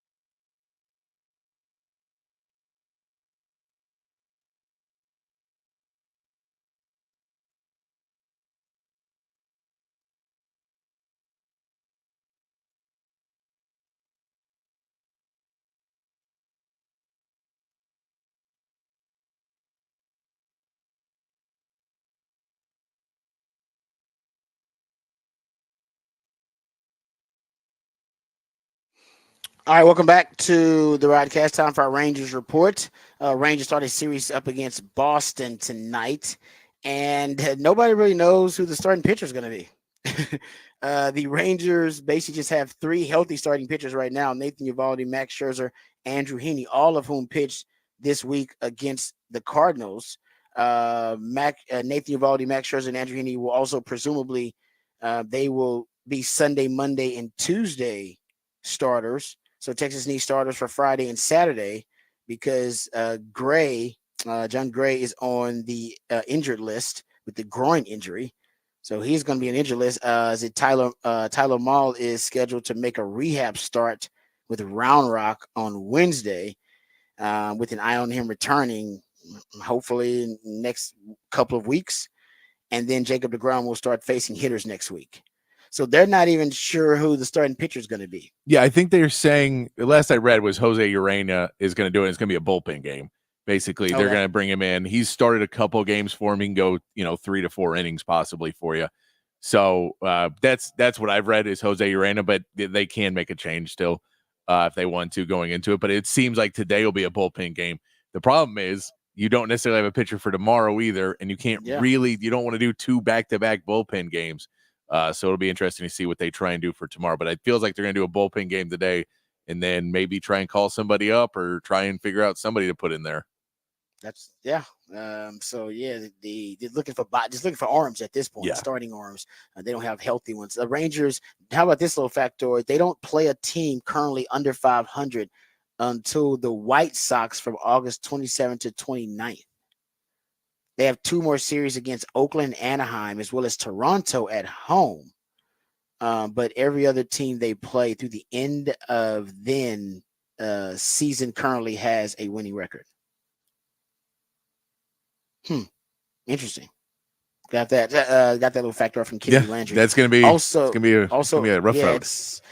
It's not looking good because this road trip that they just went on was just a terrible road trip for them. They won just 1 game between St. Louis and Toronto, and then they returned to Arlington, try to piece this thing together, and the Cardinals put a whipping on them. They lose that last game 10-1. Then drop the series too. Record right now 52-57 for the Rangers. So the hope is that the Rangers believe they still got a shot here if they can get healthy at the right time. Then they can, as a team, they can make a move potentially. But right now injuries are their biggest concern. They need guys to get back healthy. They get back healthy at the right time. But they're running out of time. I think that's the unfortunate thing too. Running out of time. I don't know how far back they are back in the division, but you can be running out of a little time too if they don't get some of these guys, some of these arms back. Yeah, they're 4.5 back in the division and 8 back in the wild card, I believe. The problem is there's 2 teams ahead of them in the division. So if you're 4.5 back from one, it becomes a little bit easier. But the Mariners and the Astros are both 4.5 ahead of them. So that leads it to be a little bit more difficult to get up there. But I mean, they made a run before. If they get their, start to get their hitting back in right place, and then it's just kind of figuring out pitching. The big problem has been Scherzer. He came back and he hasn't been able to go more than 4 innings. Really, since he's come back, he's throwing under 70 pitches every time he goes out there, and basically has to get out because of arm fatigue. That's one that you really were hoping that when he came back, he'd be able to go top speed for you. And then you throw that John Gray injury they just had where he didn't even get to start. And, they had Michael Lorenzen, who they traded now, but Michael Lorenzen comes in, pitches, doesn't get out of the first inning, can't even get through an inning. So they have to go bullpen basically that whole game. And then the next game you come out to pitch and your starter gets hurt warming up. So you got to go bullpen on that day. So they've used a lot of their pitchers and a lot of that bullpen. As much as they're having to lean on it now, they've been leaning on it. And, those are arms that down the road, when you're trying to make that run at the end of the season, it's just going to be tough to try and make sure that bullpen's still healthy and ready to go. Yeah. No, you're right about that. All right, good stuff there. That's our Rangers report brought to you by Texas Truck and Trailer.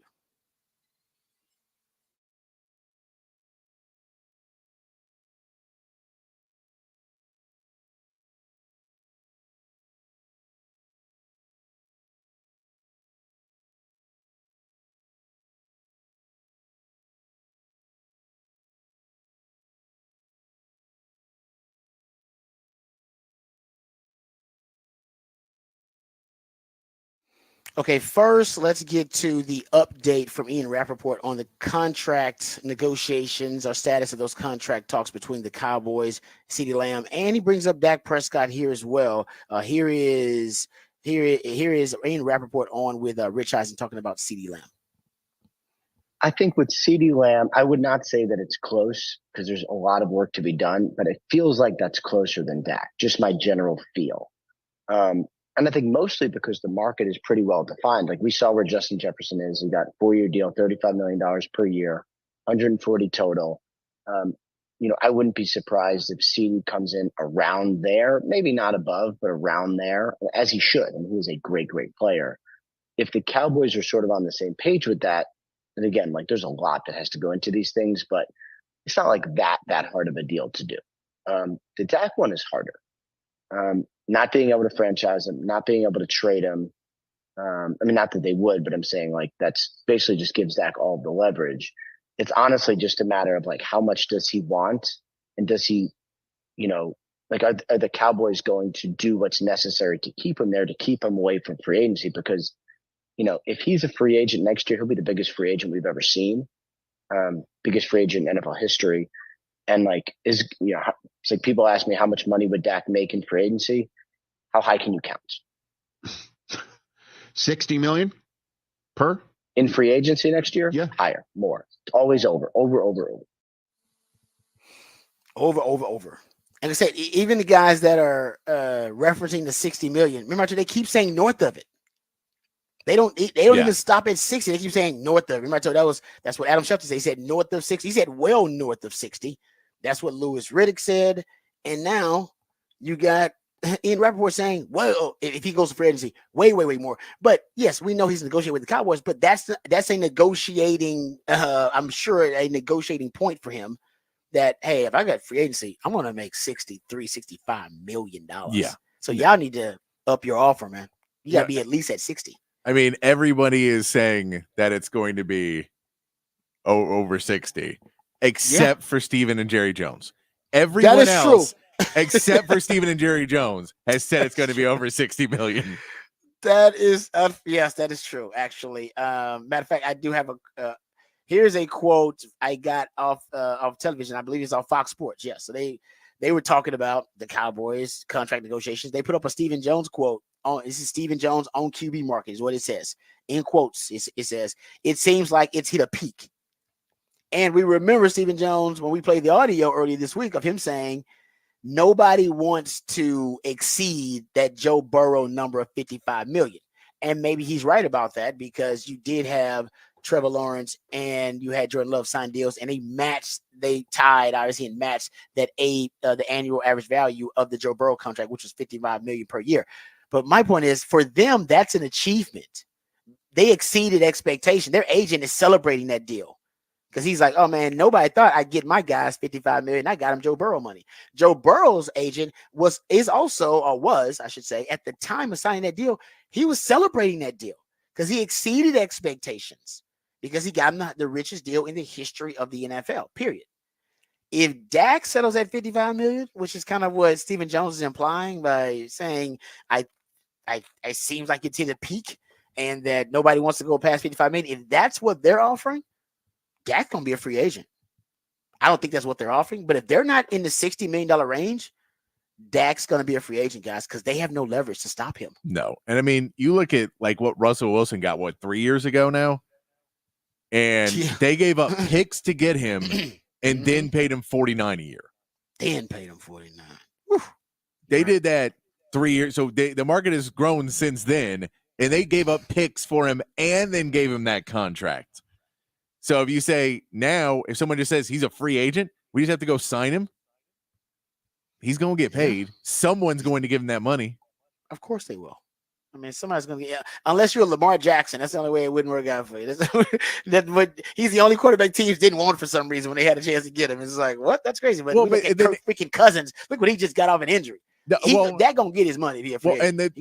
Who's still technically under a franchise tag, Lamar Jackson was. And he was. Yeah. And Dak Prescott negotiated that he was not going to have a franchise tag this time. So they don't have that extra year to just screw around with him. So he's got to waive a no trade clause if you want to trade him. So you got to get his permission to trade him. Yeah. You got to like Dak. Do you agree to the trade? Which do you agree basically to means this team going to trade you too? Well, no, it means they're going to extend him. Basically, if he agrees to a trade, there's a new contract waiting for him when he gets there.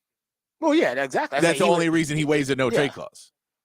Yeah, like I said, he would have to agree to all of it. And yeah, so in a trade, not only would a team have to give up what the Cowboys wanted, he would also then have to negotiate with them to make over $60 million a year.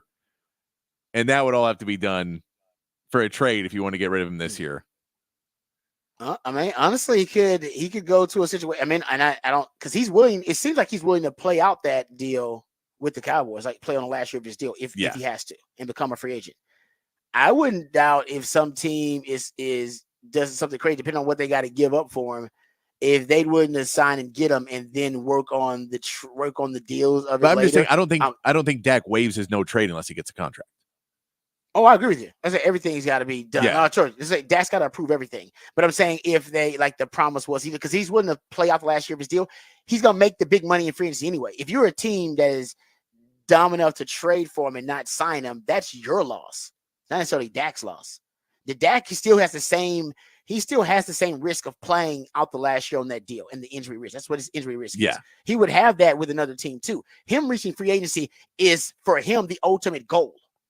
Yes. He reaches free agency. He gets paid unprecedented amount of money. Yes. Period. He'll get that with the contract anyway, but free agency, he gets the max amount. So I'm not saying he wants to hit a free agency, but if you're not going to be with the Cowboys, why not hit free agency? Why not just go, no, I'll let everybody get a chance. Yeah. No, my goal is to hit free agency. You can trade for me, but I'm hitting free agency. So you can trade for me. Don't give him a lot. Just give him a first round or whatever, and I'll play for you for 1 year. We can see if we can make this thing work. Because he may want to hit free agency when it's all said and done. If it's going to get to that point, if you're not going to be with the Cowboys, then why not be able to choose your own damn team? Yeah, I mean it's possible, and that's an extreme stance. But I'm just saying, if the money is the ultimate determining factor. Yeah, and we'll say just if we're talking about any of these trades as well, the trade deadline did get pushed back this year. They pushed it back another week or so. So it is now after week 9. For week 9 of games. So there's a little bit more space to make a trade than there has been in years past. Dak also said this. He said, because he just turned 31, he was asked about the contract negotiation. He said, it's not something I look for or prepare, even plan for, but if something happens where I have to leave the Cowboys, I'll certainly be ready for it. He says, having a kid, your perspective changes a little bit in life. A lot of quarterbacks have played for other teams. That's just the business and the nature of this game. That's just me not being naive to that. More and more quotes about Dak playing for other teams. Just throwing it out there. Oh no, he knows. That's his strategic at this point. Yeah, it is. His agent's telling him, man, just talk about going to other teams. Let Jerry know that he can't play his hardball because every time you say I want to be a Cowboy forever, I get a phone call saying you're the agent. You're the one screwing it up. Dak wants to be a Cowboy for life. So just stop saying that. Just say, I'm fine moving on. I'm good. Yep. Because they don't hear that part for some reason that he wants to be a Cowboy for life. He said that several times already too. Yeah. Okay. There are a couple of stories that I want to get to while we have some time. This is one that's interesting. So the they're revising some rules. I actually give a lot of props to the NFL. And I've said this before. They tweak their rules every year. Now, some of them are get a lot of headlines, and some of them are major rule changes. Yeah. But they tweak them every year. Every year they tweak a little something. They go and revise rules every year. And I think their mentality is if it ain't broke, fix it anyway. Because they realize they can always change it back.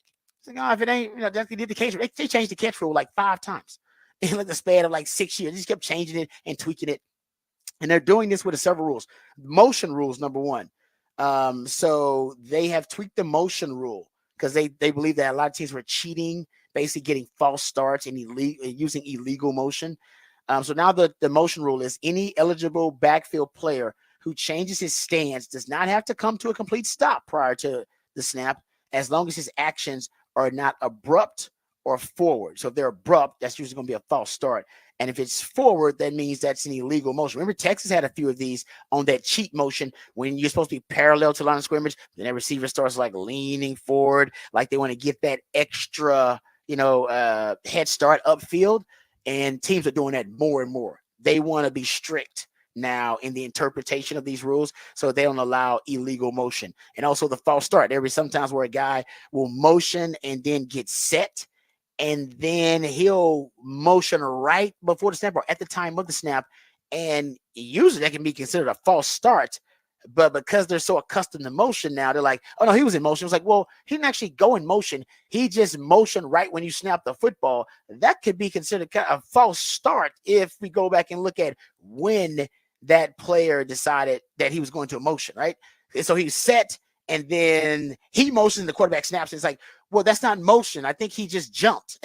That wasn't that should be considered a jump and not necessarily motion. So they're saying you got to be like more defined now when you're motioning, and you have to be more strict in motioning parallel, not leaning toward the line of scrimmage, and not having guys who are going into motion at the snap, and coming from a set position at the snap, and that being something that is more defined rather than it being it could be interpreted as a false start because the guy motions real quick and then they snap, and it's like, well, he was set and then he went motion, you snapped it, and how is that not a false start as opposed to, a guy who is on the line of scrimmage and then goes to a guy who's already set, and then has an abrupt motion. If he was like a flex tight end or an offset tight end, you would call that, but you don't call it when it's one of the receivers on the outside. So I think they're just trying to define it a little bit more and be more strict about it. And the other one is for the tush push. The tush push, and we know the tush push is obviously one of the more unstoppable plays, and the NFL said it would not impose rules that would ban the brotherly shove, as they called it, a tush push. But now they've tweaked the rules, though. So no player, this is the rules, no player may take a position that is neither clearly on nor clearly off the line of scrimmage unless he is directly behind the snapper. Only one player may be in such a position, and he must wear an eligible number unless he has reported in accordance with Rule 5. So basically, you can no longer surprise teams with the tush push by putting the quarterback on the center and putting two running backs behind them, situated behind each butt cheek, and then basically as soon as he snaps, they grab a butt cheek, and then they just push, and then everybody goes for it. You can no longer do that. Those guys have to come from the backfield. So they got to be 2-3 yards back, not just directly behind the center where it looks like you got three guys under center. They can't do that anymore. Now they got to come from the backfield, which is going to hurt the effectiveness over the play because it's not going to happen instantaneous anymore. It'll be a boom, boom play instead of a bam, bam play. It'll be boom, boom instead of bam, bam. And I think that'll affect the effectiveness. And you talked about it. You no longer have Jason Kelsey, so play won't be as good anyway because you don't have your Hall of Fame center to help you run it. All right, we come back. We'll wrap it up, put it in the oven, and we'll play Who Said That. That's when Patrick plays pieces of audio from the sports world, sometimes beyond the sports world, based on the context clues or familiarity of the voice. You have to identify who said that. We'll have that when we come back right here on the Rodcast featuring Patrick Davis. I'm Lifetime Longhorn. Rod Davis coming back on the horn.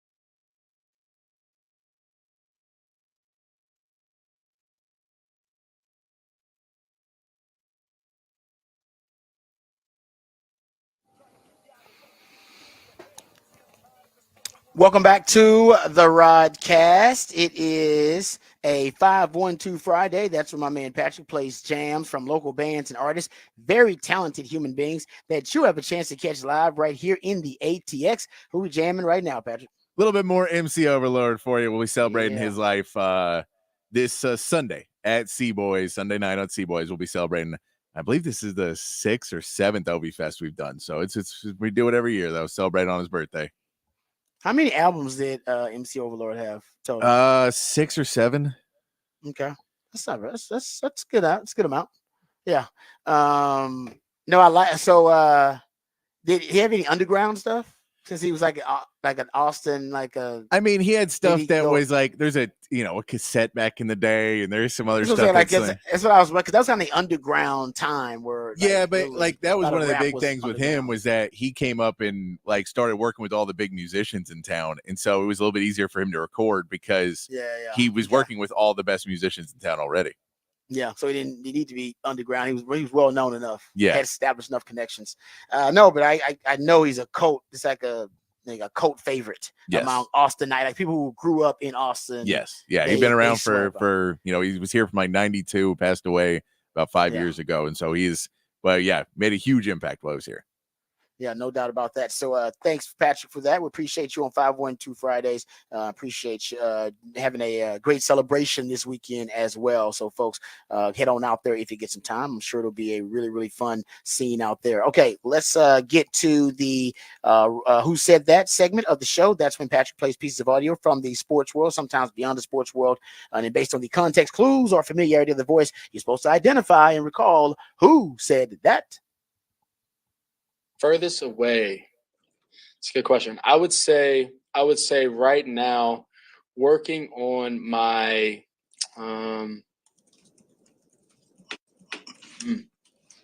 got me with that one. Stumped me. I would say working on my blitz looks, my blitz and coverage looks, and feeling the umbrella of the defense, and filling that out to adjust. To adjust protection, to adjust, whether it's a run, flip the run, run into it, flip the protection, get to a quick game, get to a cover zero check, however the structure of it works out, just progressing. And a lot of that comes with seeing it and reps. And so that's why also, preseason, those things are so important. That is Caleb Williams. I like that. Stump me. I don't know. I like Caleb. I know some people don't like Caleb Williams, and there's some people you don't want to like, and you end up liking. Yeah. He's one of those people. I didn't want to like Caleb Williams, but I end up actually liking. I like his style of play, and he's kind of funny to me, actually. Yeah, His no, he's personality's been pretty interesting. It's going to be a lot of it's going to be how he plays this season. That's true. Like, Good because if point. he's Yeah, awful, you're right. then you're just like, you can't really pull off what you're doing if you don't win. You got to win some games, and then you can pull off what He's you win. quirky though. He's He is. quirky. Yeah. He's quirky, and I Yes. like quirky quarterbacks. Like I like Jameis Winston because he's quirky.